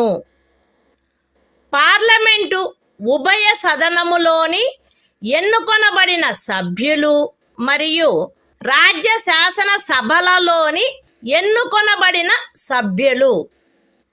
విశదీకరణ ఈ అనుచ్ఛేదము మరియు అనుచ్ఛేదము 55లోని రాజ్యము అను పదములో ఢిల్లీ జాతీయ రాజధాని రాజ్యక్షేత్రము మరియు పాండిచ్చేరి సంఘ రాజ్యక్షేత్రము చేరియుండును. The Constitution of India, Part 5, The Union. Chapter 1. The Executive. The President and Vice President. Article 54. Election of President. The President shall be elected by the members of an electoral college, consisting of a. the elected members of both houses of Parliament, and b. The elected members of the legislative assemblies of the states. Explanation. In this article, and in Article 55, state includes the National Capital Territory of Delhi and the Union Territory of Pondicherry.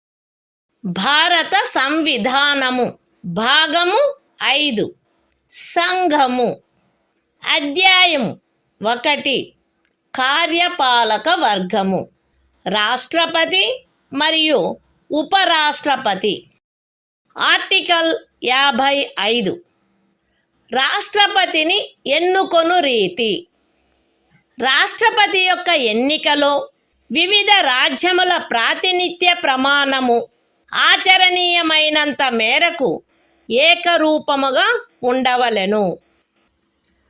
రాజ్యముల మధ్య అట్టి ఏకరూపతను చేకూర్చుటకు గాను మరియు మొత్తము రాజ్యములకును సంఘమునకును మధ్య సమత్వమును చేకూర్చుటకు గాను అట్టి ఎన్నికలో పార్లమెంటులోని మరియు ప్రతి రాజ్య శాసనసభలోని ఎన్నుకొనబడిన ప్రతి సభ్యుడు ఇచ్చుటకు హక్కు కలిగియున్న ఓట్ల సంఖ్యను ఈ క్రింది రీతిగా నిర్ధారణ చేయవలెను.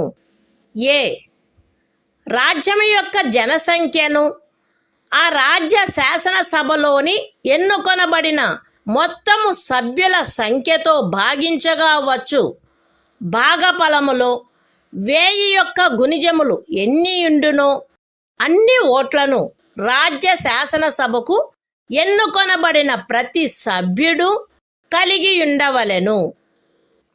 బి 1000 యొక్క సదరు గుణిజములను లెక్కించిన పిమ్మట శేషము 500కు తగ్గనిచో ఉపఖండము ఏలో నిర్దేశింపబడిన ప్రతి సభ్యునకు గల ఓట్ల సంఖ్యకు అదనముగా 1 ఓటును చేర్చవలెను. సి ఉపఖండములు ఏ మరియు బిల క్రింద రాజ్య శాసనసభలోని సభ్యులకు నియతమైన ఓట్ల మొత్తపు సంఖ్యను పార్లమెంటు ఉభయ సదనములో ఎన్నుకొనబడిన సభ్యుల మొత్తము సంఖ్యతో భాగించగా ఏ సంఖ్య వచ్చునో అన్ని ఓట్లను పార్లమెంటు ఉభయ సదనములోని ఎన్నుకోబడిన ప్రతి సభ్యుడు కలిగి ఉండవలెను. సగమునకు మించిన భిన్నమును 1గా పరిగణించవలెను. ఇతర భిన్నములను ఉపేక్షించవలెను. రాష్ట్రపతి ఎన్నిక ఏకల అంతరణీయ ఓటు ద్వారా అనుపాతిక ప్రాతినిధ్య పద్ధతును అనుసరించి జరగవలెను మరియు అట్టి ఎన్నికలో పోలింగు రహస్యపు బ్యాలెట్ పద్ధతిలో జరగవలెను. విశదీకరణ. ఈ అనుచ్ఛేదములో జనసంఖ్య అను పదబంధమునకు కడపటిదియు అందుకు సంబంధించిన అంకెలు ప్రచురింపబడినదియు అగు జనగణనతో అభినిశ్చితమైన జనసంఖ్య అని అర్థము. అయితే ఈ విశదీకరణలో కడపటిదియు అందుకు సంబంధించిన అంకెలు ప్రచురింపబడినట్టిదియు అగు జనగణనకు గల నిర్దేశమును 2026వ సంవత్సరం పిమ్మట చేయబడు మొదటి జనగణనకు సంబంధించిన అంకెలు ప్రచురించబడు వరకు 1971వ సంవత్సరపు జనగణనకు నిర్దేశమైనట్లు అన్వయించుకొనవలెను. The Constitution of India, Part 5, The Union. Chapter 1. The Executive. The President and Vice President. Article 55. Manner of election of President. 1. As far as practicable, there shall be uniformity in the scale of representation of the different states at the election of the President. 2. For the purpose of securing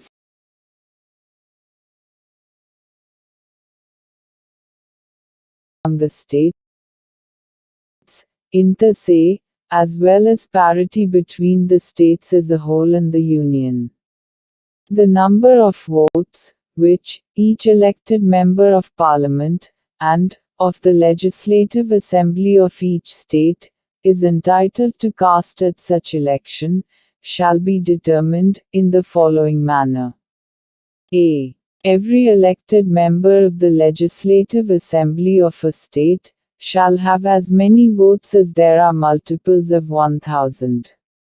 In the quotient obtained by dividing the population of the state by the total number of the elected members of the Assembly. B. If, after taking the said multiples of 1,000, the remainder is not less than 500, then the vote of each member referred to in subclause A shall be further increased by 1. C. Each elected member of either House of Parliament shall have such number of votes as may be obtained by dividing the total number of votes assigned to the members of the legislative assemblies of the states under subclauses A and B by the total number of the elected members of both houses of Parliament. Fractions exceeding 1/2 being counted as one and other fractions being disregarded. 3. The election of the President shall be held in accordance with the system of proportional representation, by means of the single transferable vote, and the voting at such election shall be by secret ballot. Explanation. In this article, the expression population means the population as ascertained at the last preceding census, of which the relevant figures have been published. Provided that the reference in this explanation to the last preceding census, of which the relevant figures have been published shall, until the relevant figures for the first census taken after the year 2026 have been published, be construed as a reference to the 1971 census.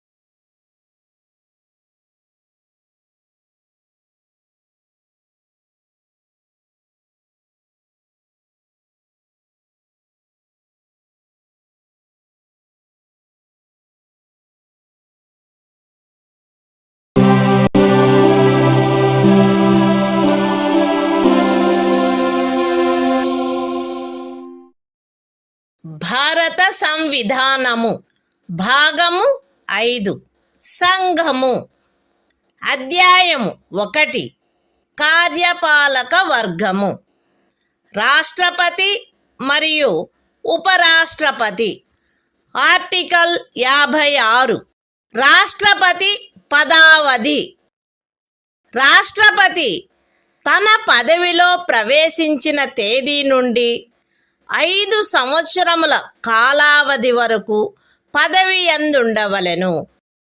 అయితే రాష్ట్రపతి తన చేవ్రాలుతో ఉపరాష్ట్రపతికి లేఖ రాయుట ద్వారా తన పదవికి రాజీనామా ఇవ్వవచ్చును.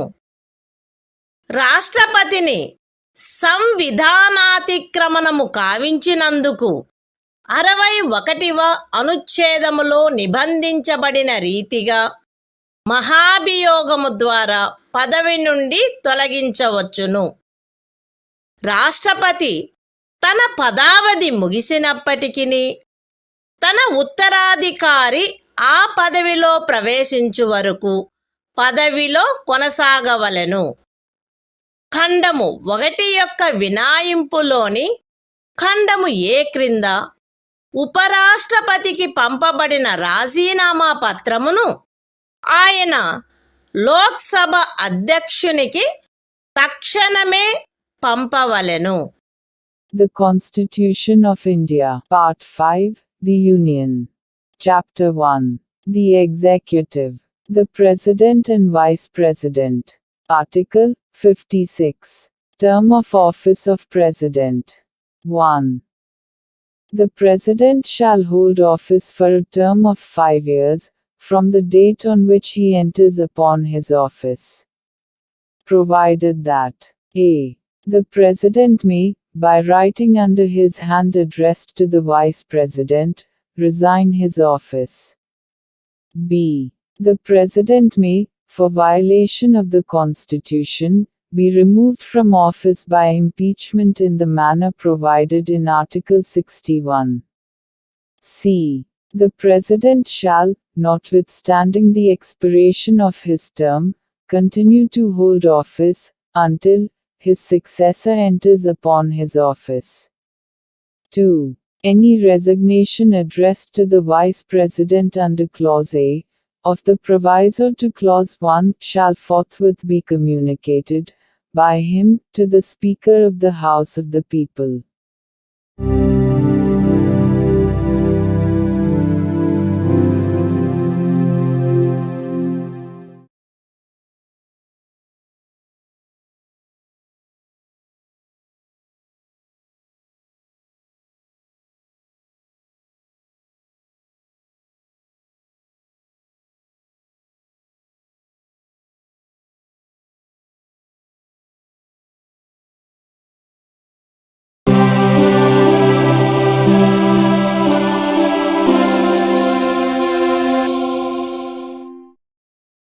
భారత సంవిధానము భాగము 5 సంఘము అధ్యాయము 1 కార్యపాలక వర్గము రాష్ట్రపతి మరియు ఉపరాష్ట్రపతి.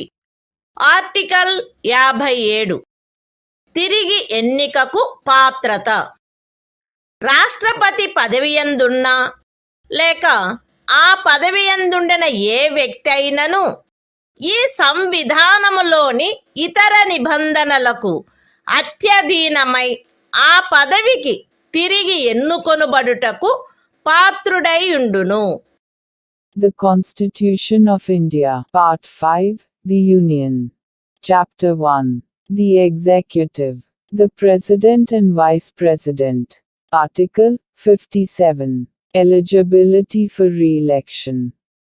A person who holds, or who has held, office as President shall, subject to the other provisions of this Constitution, be eligible for re-election to that office.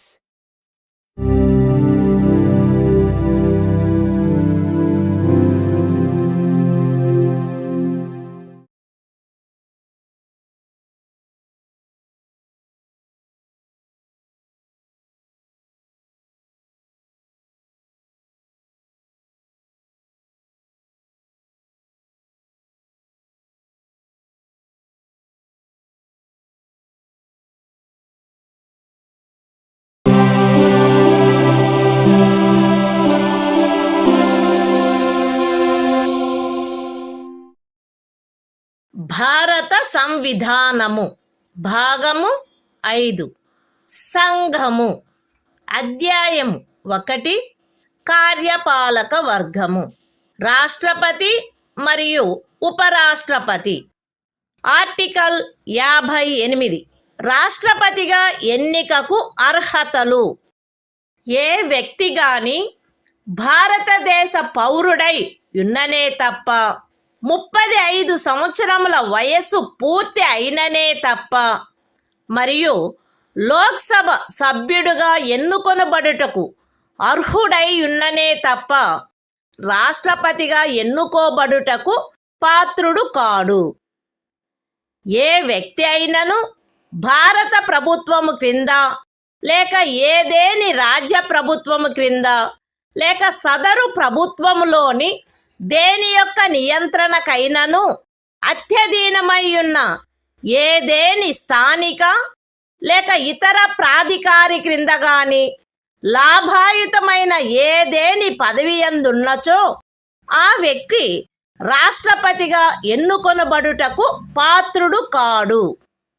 విశదీకరణ: ఈ అనుచ్ఛేదపు నిమిత్తము ఎవరేని వ్యక్తి సంఘము యొక్క రాష్ట్రపతిగా లేక ఉపరాష్ట్రపతిగా లేక ఏదేని రాజ్యము యొక్క గవర్నరుగా లేక సంఘము యొక్క లేక ఏదేని రాజ్యము యొక్క మంత్రిగానున్న కారణమును బట్టి మాత్రమే లాభాయుతమైన పదవి యందున్నట్లు భావించబడరాదు.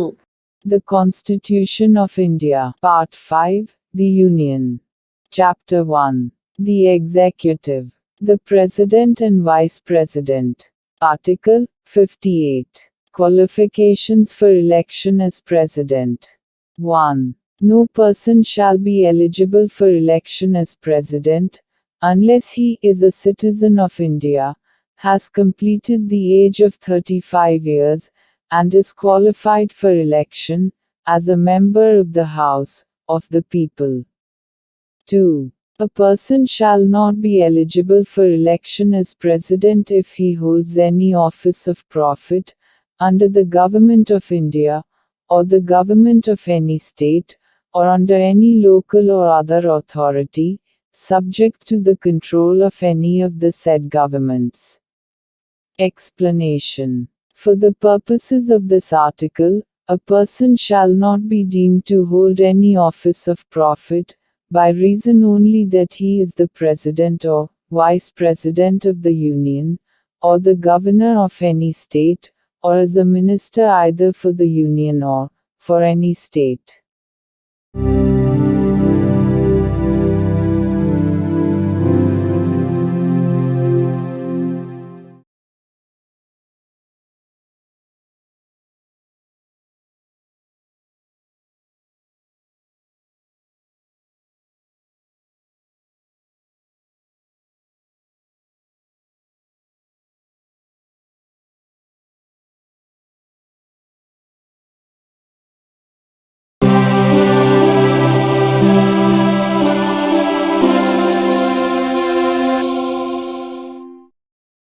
భారత సంవిధానము భాగము 5 సంఘము అధ్యాయము 1 కార్యపాలక వర్గము రాష్ట్రపతి మరియు ఉపరాష్ట్రపతి. ఆర్టికల్ 59 రాష్ట్రపతి పదవీ షరతులు. రాష్ట్రపతి పార్లమెంటు యొక్క లేక ఏదేని రాజ్య శాసన మండలి యొక్క ఏ సదనములో గాని సభ్యుడుగా ఉండరాదు మరియు పార్లమెంటు యొక్క లేక ఏదేని రాజ్య శాసన మండలి యొక్క ఏ సదనములోని సభ్యుడైనను రాష్ట్రపతిగా ఎన్నుకొనబడినచో ఆయన రాష్ట్రపతి పదవిలో ప్రవేశించిన తేదీ నుండి ఆ సదనములోని తన స్థానమును ఖాళీ చేసినట్లు భావించవలెను. రాష్ట్రపతి లాభాయుతమైన ఏదేని ఇతర పదవి యందు ఉండరాదు. రాష్ట్రపతి అద్దె చెల్లించకుండా తన అధికార నివాస గృహములను ఉపయోగించుకొనుటకు హక్కు కలిగియుండును మరియు పార్లమెంటు శాసనము ద్వారా నిర్ధారణ చేయు ఉపలబ్ధులకు, భత్యములకు మరియు విశేషాధికారములకు మరియు తద్విషయమున అట్లు నిబంధన చేయబడు వరకు 2వ అనుసూచిలో నిర్దిష్టపరచబడిన ఉపలబ్ధులకు, భత్యములకు మరియు విశేషాధికారములకు ఆయన హక్కు కలిగియుండును. రాష్ట్రపతి యొక్క ఉపలబ్ధులు మరియు భత్యములు ఆయన పదావధిలో తగ్గించబడరాదు. The Constitution of India, Part 5, The Union. Chapter 1. The Executive. The President and Vice President. Article 59. Conditions of President's office. 1. The President shall not be a member of either House of Parliament, or of a House of the Legislature of any state. And, if a member of either House of Parliament or of a House of the Legislature of any state be elected President, he shall be deemed to have vacated his seat in that House, on the date on which he enters upon his office as President. 2. The President shall not hold any other office of profit. 3. The President shall be entitled without payment of rent to the use of his official residences, and shall be also entitled to such emoluments, allowances, and privileges as may be determined by Parliament by law. And, until provision in that behalf is so made, such emoluments, allowances and privileges, as are specified in the second schedule. 4. The emoluments and allowances of the President shall not be diminished during his term of office.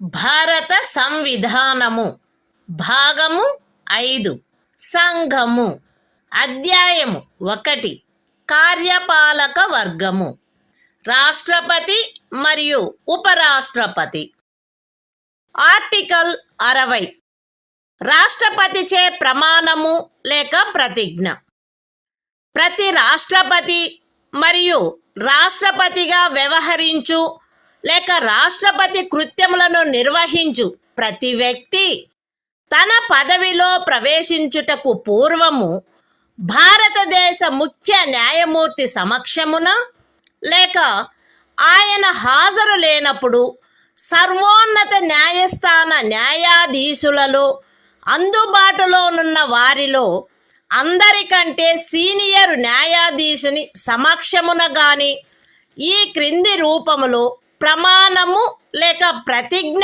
చేసి దానిపై చేవ్రాలు చేయవలెను. AB అను నేను భారతదేశ రాష్ట్రపతి పదవిని శ్రద్ధాపూర్వకముగా నిర్వహింతుననియు లేక రాష్ట్రపతి యొక్క కృత్యములను శ్రద్ధాపూర్వకముగా నిర్వహింతుననియు నా సంపూర్ణ సామర్థ్యము మేరకు సంవిధానమును మరియు శాసనమును పరిరక్షించి సంరక్షించి రక్షింతుననియు భారతదేశ ప్రజల సేవయందును వారి క్షేమమునందును నిరతుడనయ్యదననియు దైవ సాక్షిగా ప్రమాణము చేయుచున్నాను. సత్యనిష్టతో ప్రతిజ్ఞ చేయుచున్నాను. The Constitution of India, Part 5, The Union. Chapter 1.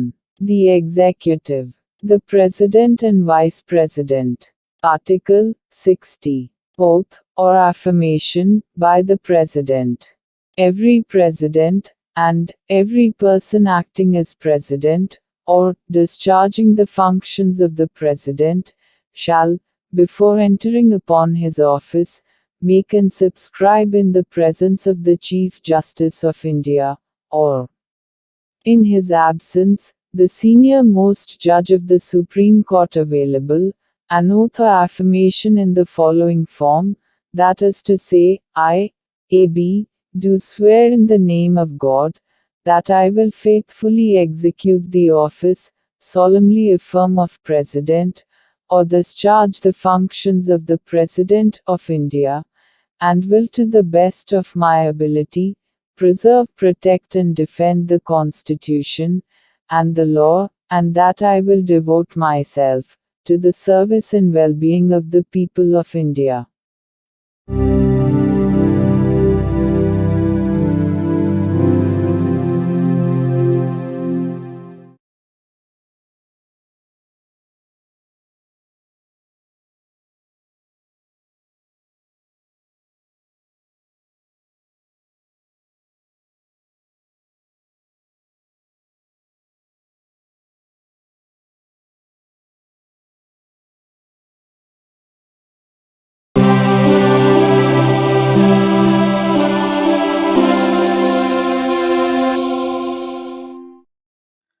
భారత సంవిధానము. భాగము 5. సంఘము. అధ్యాయము 1. కార్యపాలక వర్గము. రాష్ట్రపతి మరియు ఉపరాష్ట్రపతి. ఆర్టికల్ 61. రాష్ట్రపతిపై మహాభియోగము తెచ్చుటకు ప్రక్రియ. సంవిధానాతిక్రమణము కావించినాడని రాష్ట్రపతిపై మహాభియోగము జరపబడవలసినప్పుడు పార్లమెంటు యొక్క ఏ సదనము చేనైనను ఆరోపణ చేయబడవలెను. అట్టి ఆరోపణ ఏదియు అట్టి ఆరోపణ చేయు ప్రతిపాదన గల తీర్మానమును ప్రస్తావించవలెనను ఉద్దేశము తమకు కలదని ఆ సదనము యొక్క మొత్తము సభ్యుల సంఖ్యలో 4వ వంతుకు తక్కువగాని మంది చేవ్రాలు చేసి వ్రాతపూర్వకముగా నోటీసు ఇచ్చిన పిమ్మట కనీసము 14 దినములు గడిచిన తర్వాత ప్రస్తావించననే తప్ప మరియు అట్టి తీర్మానము ఆ సదనము యొక్క మొత్తము సభ్యుల సంఖ్యలో 3/2 వంతులకు తక్కువ కాని అధిక సంఖ్యాకులచే పాస్ చేయబడిననే తప్ప చేయబడరాదు. పార్లమెంటు యొక్క ఏ సదనమైనను అట్లు ఆరోపణ చేసినప్పుడు 2వ సదనము ఆ ఆరోపణను దర్యాప్తు చేయవలెను లేక దర్యాప్తు చేయించవలెను. మరియు అట్టి దర్యాప్తు జరుగునప్పుడు హాజరగుటకును ప్రతినిధిని పంపుటకును రాష్ట్రపతికి హక్కు ఉండును. దర్యాప్తు ఫలితముగా రాష్ట్రపతిపై చేయబడిన ఆరోపణ స్థిరపడినదని ప్రఖ్యానించు తీర్మానము ఆ ఆరోపణను దర్యాప్తు చేసిన లేక చేయించిన సదనము యొక్క సభ్యుల మొత్తము సంఖ్యలో 3/2 వంతులకు తక్కువ కాని అధిక సంఖ్యాకులచే ఆమోదించబడినచో అట్లు ఆమోదించబడిన తేదీ నుండి ఆ తీర్మానము రాష్ట్రపతిని పదవి నుండి తొలగించు ప్రభావము కలిగియుండును. The Constitution of India, Part 5, The Union. Chapter 1. The Executive. The President and Vice President. Article 61. Procedure for impeachment of the President. 1. When a President is to be impeached for violation of the Constitution, the charge shall be preferred by either House of Parliament.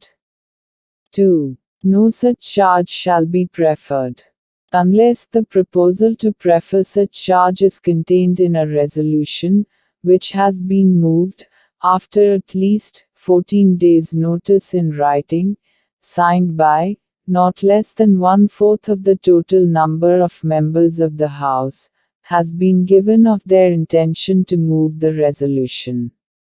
And such resolution has been passed by a majority of not less than 2/3 of the total membership of the House. 3.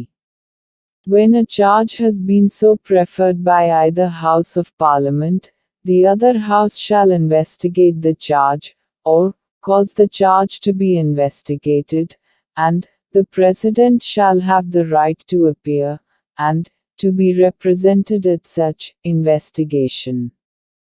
4. If as a result of the investigation, a resolution is passed by a majority of not less than 2/3 of the total membership of the House, by which the charge was investigated, or caused to be investigated, declaring that the charge preferred against the President has been sustained, such resolution shall have the effect of removing the President from his office, as from the date on which the resolution is so passed.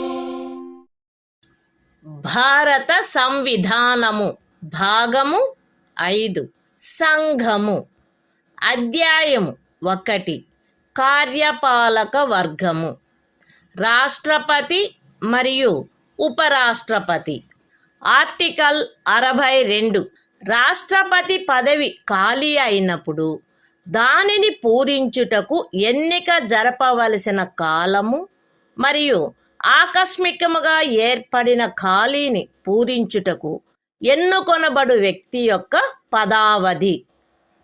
రాష్ట్రపతి యొక్క పదావధి ముగియుటచే ఏర్పడు ఖాళీని పూరించుటకు జరగవలసిన ఎన్నిక ఆ పదావధి ముగియుటకు పూర్వమే పూర్తి చేయబడవలెను.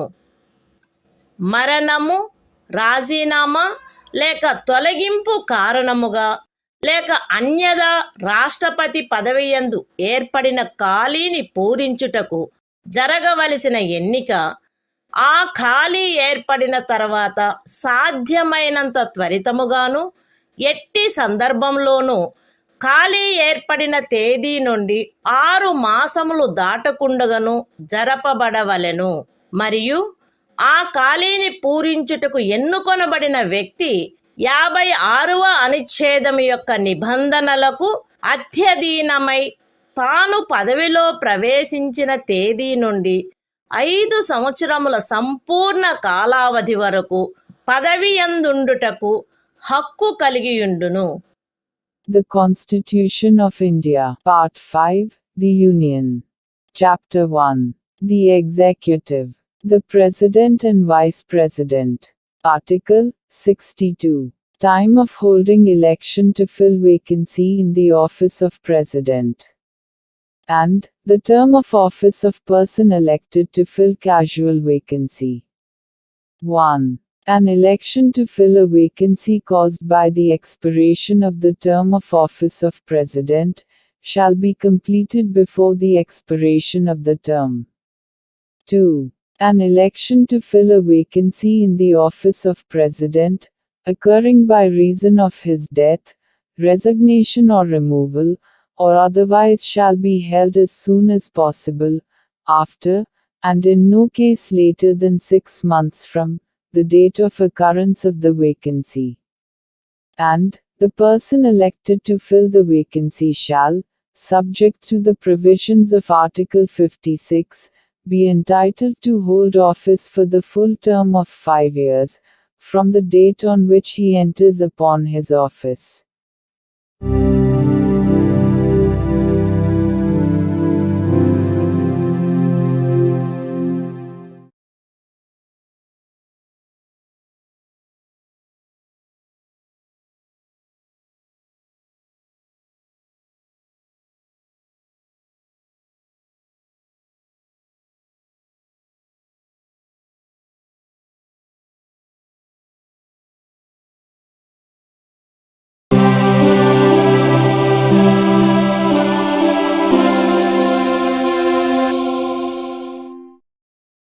భారత సంవిధానము భాగము 5 సంఘము అధ్యాయము 1 కార్యపాలక వర్గము రాష్ట్రపతి మరియు ఉపరాష్ట్రపతి ఆర్టికల్ 63 భారత ఉపరాష్ట్రపతి భారతదేశమునకు ఒక ఉపరాష్ట్రపతి ఉండవలెను. The Constitution of India, Part 5, The Union. Chapter 1. The Executive. The President and Vice President. Article 63. The Vice President of India. There shall be a Vice President of India.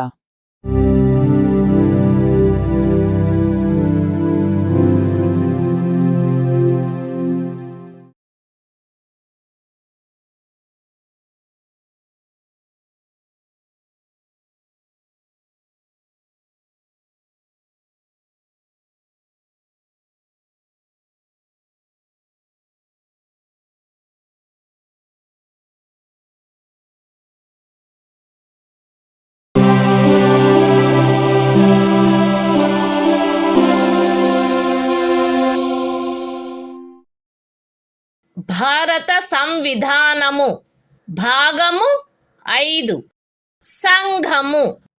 అధ్యాయము 1 కార్యపాలక వర్గము. రాష్ట్రపతి మరియు ఉపరాష్ట్రపతి. ఆర్టికల్ 64. ఉపరాష్ట్రపతి పదవి రీత్యా రాజ్యసభకు సభాపతిగా నుండుట. ఉపరాష్ట్రపతి పదవి రీత్యా రాజ్యసభకు సభాపతి అయ్యుండును.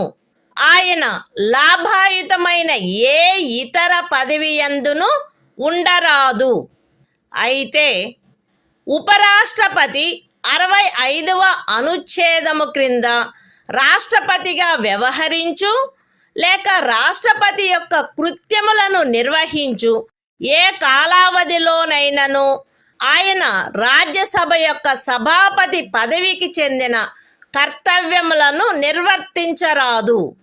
మరియు 97వ అనుచ్ఛేదము క్రింద రాజ్యసభ యొక్క సభాపతికి చెల్లించబడదగు ఎట్టి జీతమునకు లేక భత్యమునకు ఆయన హక్కు కలిగియుండడు. The Constitution of India, Part 5, The Union. Chapter 1. The Executive. The President and Vice President. Article 64. The Vice President, to be, ex officio Chairman of the Council of States.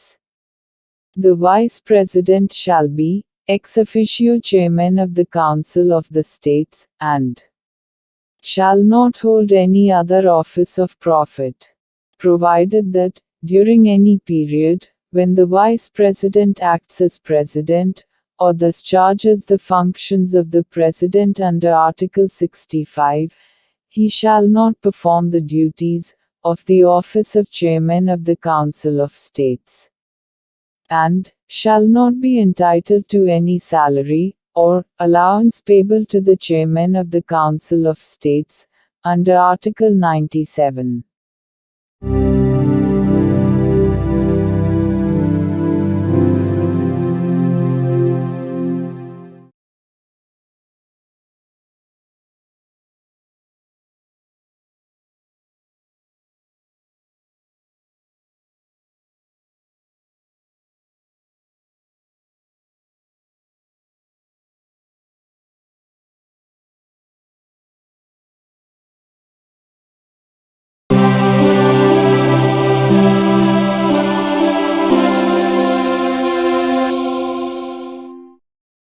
భారత సంవిధానము.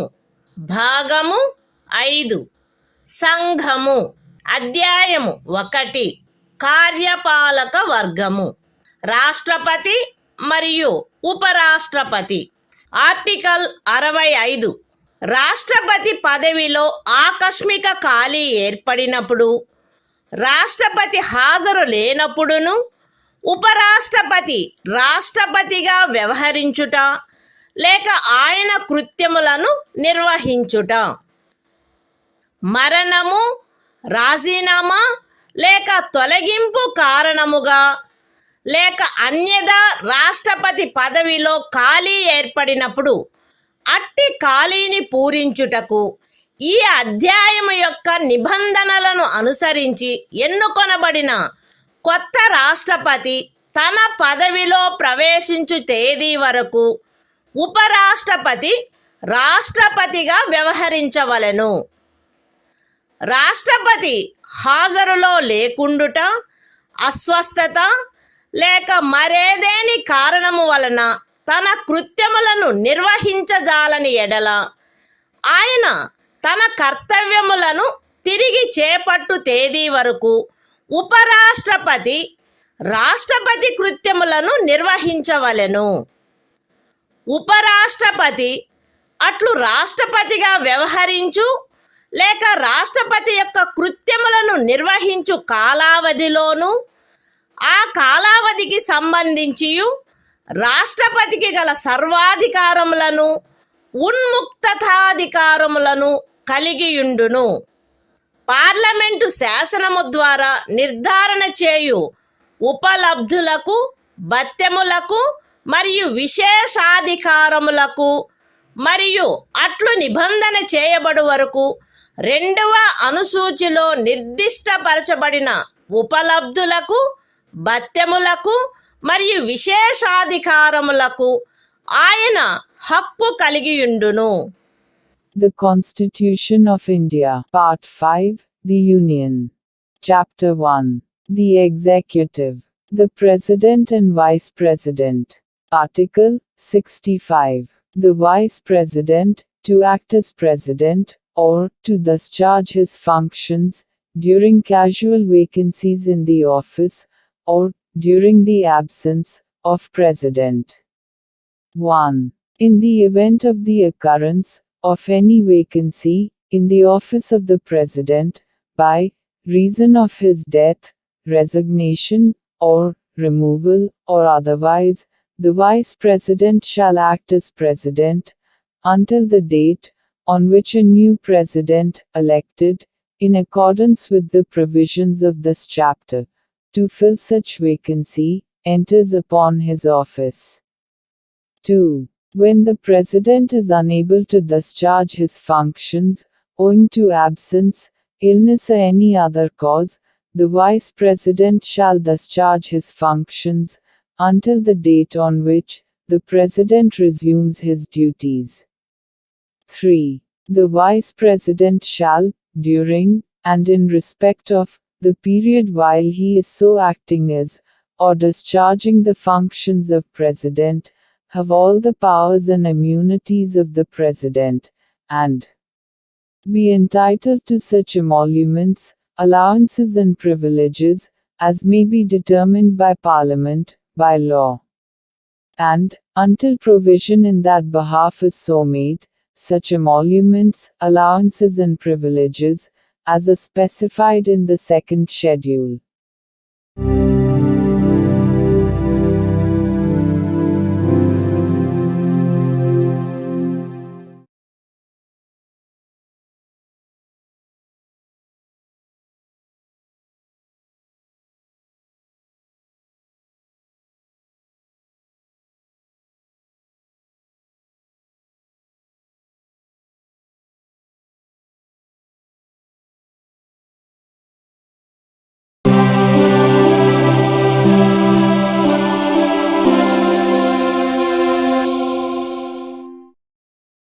భారత సంవిధానము భాగము 5 సంఘము అధ్యాయము 1 కార్యపాలక వర్గము రాష్ట్రపతి మరియు ఉపరాష్ట్రపతి.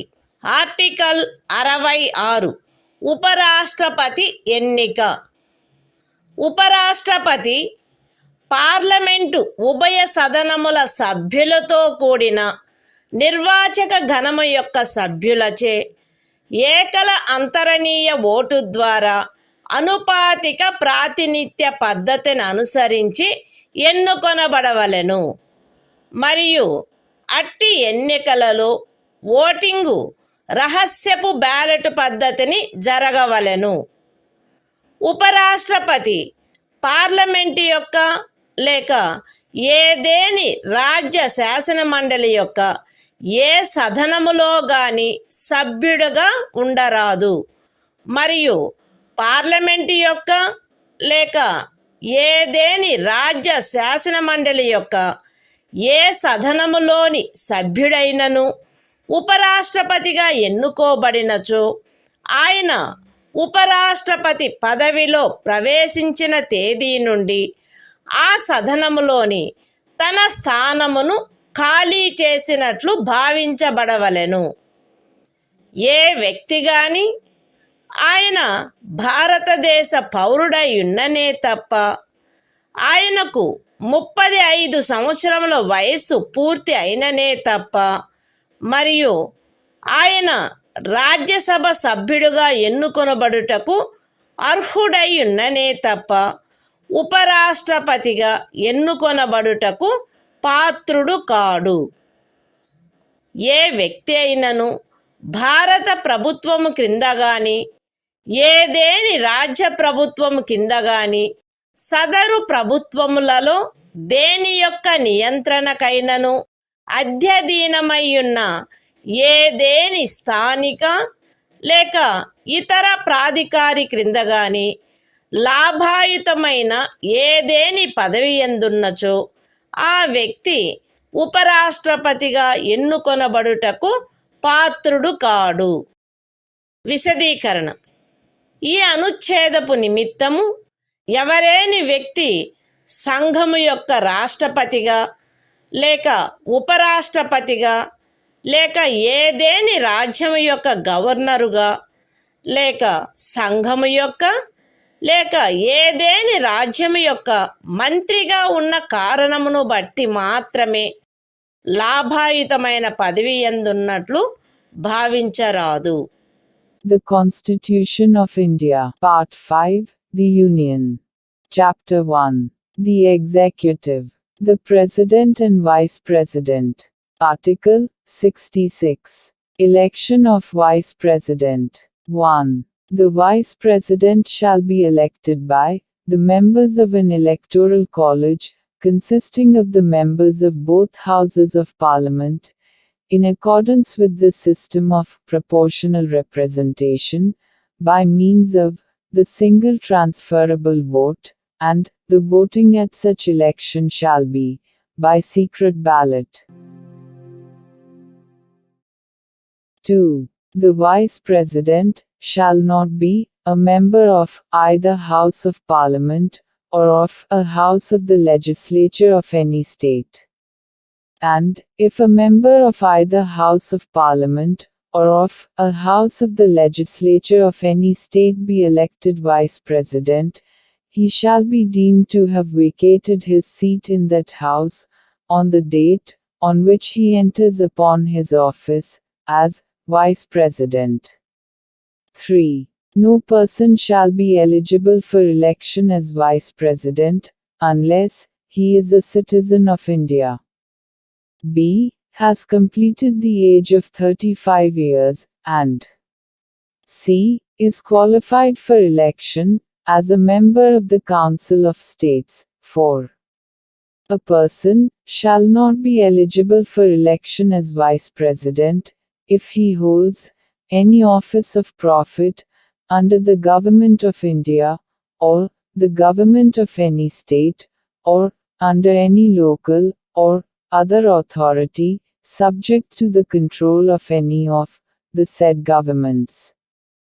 Explanation. For the purposes of this article, a person shall not be deemed to hold any office of profit, by reason only that he is the President or Vice President of the Union, or the Governor of any state, or is a minister either for the Union, or for any state.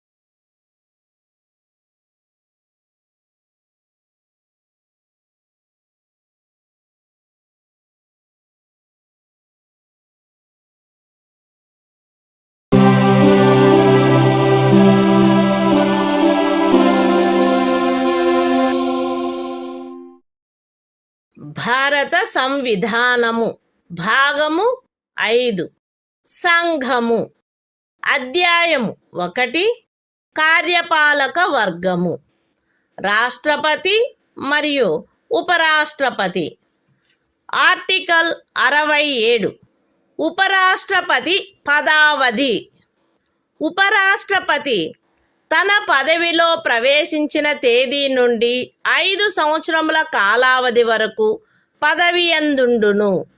అయితే ఉపరాష్ట్రపతి తన చేవ్రాలుతో రాష్ట్రపతికి లేఖ వ్రాయుట ద్వారా తన పదవికి రాజీనామా ఇవ్వవచ్చును. ఉపరాష్ట్రపతి రాజ్యసభలో అప్పుడు సభ్యులుగానున్న వారందరిలో అధిక సంఖ్యాకులచే ఆమోదించబడి లోక్సభచే అంగీకరించబడిన తీర్మానము ద్వారా పదవి నుండి తొలగించబడవచ్చును.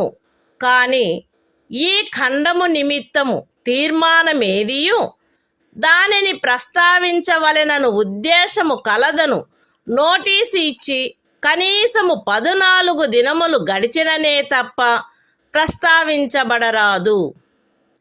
ఉపరాష్ట్రపతి తన పదావధి ముగిసినప్పటికీ తన ఉత్తరాధికారి ఆ పదవిలో ప్రవేశించు వరకు పదవిలో కొనసాగవలెను. The Constitution of India, Part 5, The Union. Chapter 1. The Executive. The President and Vice President. Article 67. Term of office of Vice President.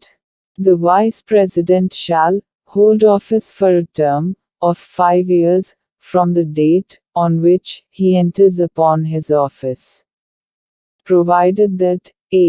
A Vice President may, by writing under his hand addressed to the President, resign his office.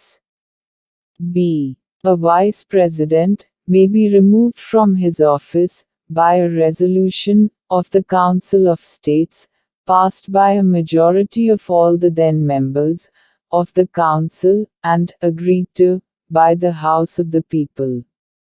But no resolution for the purpose of this clause shall be moved, unless at least 14 days' notice has been given of the intention to move the resolution. c.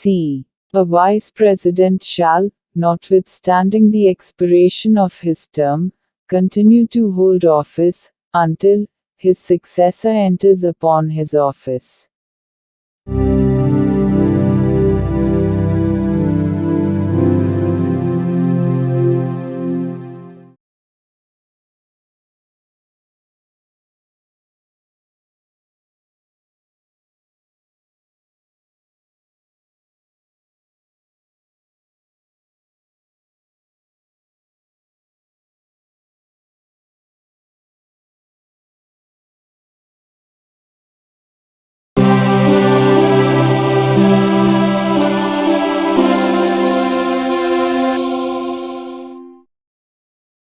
భారత సంవిధానము భాగము 5 సంఘము అధ్యాయము 1 కార్యపాలక వర్గము రాష్ట్రపతి మరియు ఉపరాష్ట్రపతి. Article 68.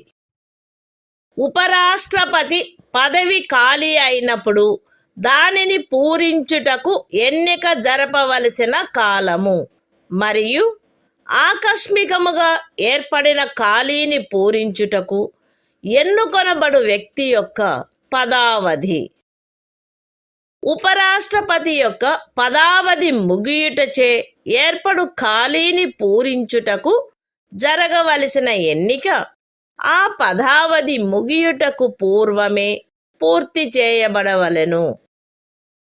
మరణము, రాజీనామా లేక తొలగింపు కారణముగా లేక అన్యథా ఉపరాష్ట్రపతి పదవియందు ఏర్పడిన ఖాళీని పూరించుటకు జరపవలసిన ఎన్నిక ఆ ఖాళీ ఏర్పడిన తరువాత సాధ్యమైనంత త్వరితముగా జరపబడవలెను మరియు ఆ ఖాళీని పూరించుటకు ఎన్నుకొనబడిన వ్యక్తి 67వ అనుచ్ఛేదము యొక్క నిబంధనలకు అత్యధీనమై తాను పదవిలో ప్రవేశించిన తేదీ నుండి 5 సంవత్సరముల సంపూర్ణ కాలావధి వరకు పదవియందుండుటకు హక్కు కలిగియుండును. The Constitution of India, Part 5, The Union. Chapter 1. The Executive. The President and Vice President. Article 68. Time of holding election to fill vacancy in the office of Vice President. And the term of office of person elected to fill casual vacancy. 1. An election to fill a vacancy caused by the expiration of the term of office of Vice President shall be completed before the expiration of the term.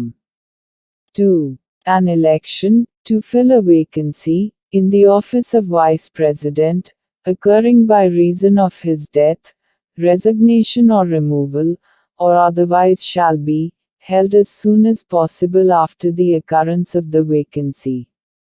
and the person elected to fill the vacancy shall, subject to the provisions of Article 67, be entitled to hold office for the full term of 5 years from the date on which he enters upon his office.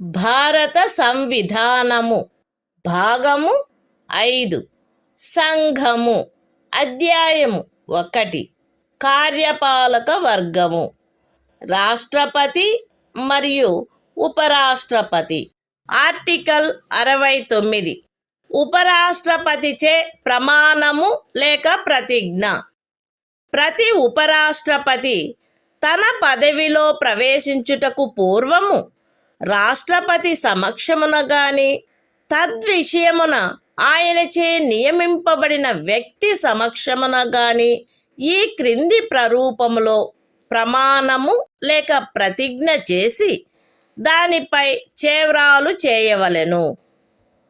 AB అను నేను శాసనము ద్వారా స్థాపితమైన భారత సంవిధానము పట్ల యథార్థమైన శ్రద్ధానిష్టలను కలిగియుందుననియు మరియు నేను వహింపనున్న కర్తవ్యములను శ్రద్ధాపూర్వకముగా నిర్వహింతుననియు దైవ సాక్షిగా ప్రమాణం చేయుచున్నాను. సత్యనిష్టతో ప్రతిజ్ఞ చేయుచున్నాను. The Constitution of India, Part 5, The Union. Chapter 1. The Executive. The President and Vice President. Article 69. Oath, or affirmation, by the Vice President. Every Vice President shall, before entering upon his office, make and subscribe before the President, or some person appointed in that behalf, by him, an oath or affirmation, in the following form, that is to say, I, A.B., do swear in the name of God, that I will bear true faith and solemnly affirm allegiance to the Constitution of India, as by law established, and that I will faithfully discharge the duty upon which I am about to enter.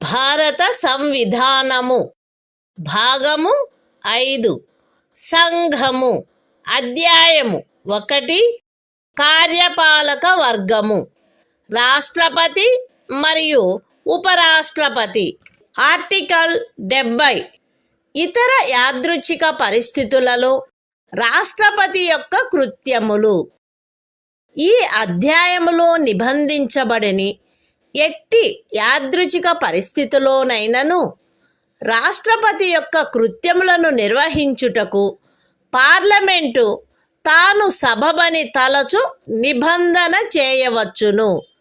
The Constitution of India, Part 5, The Union. Chapter 1. The Executive. The President and Vice President. Article 70. Discharge of President's functions in other contingencies. Parliament may make such provision, as it thinks fit, for the discharge of the functions of the President, in any contingency, not provided for in this chapter.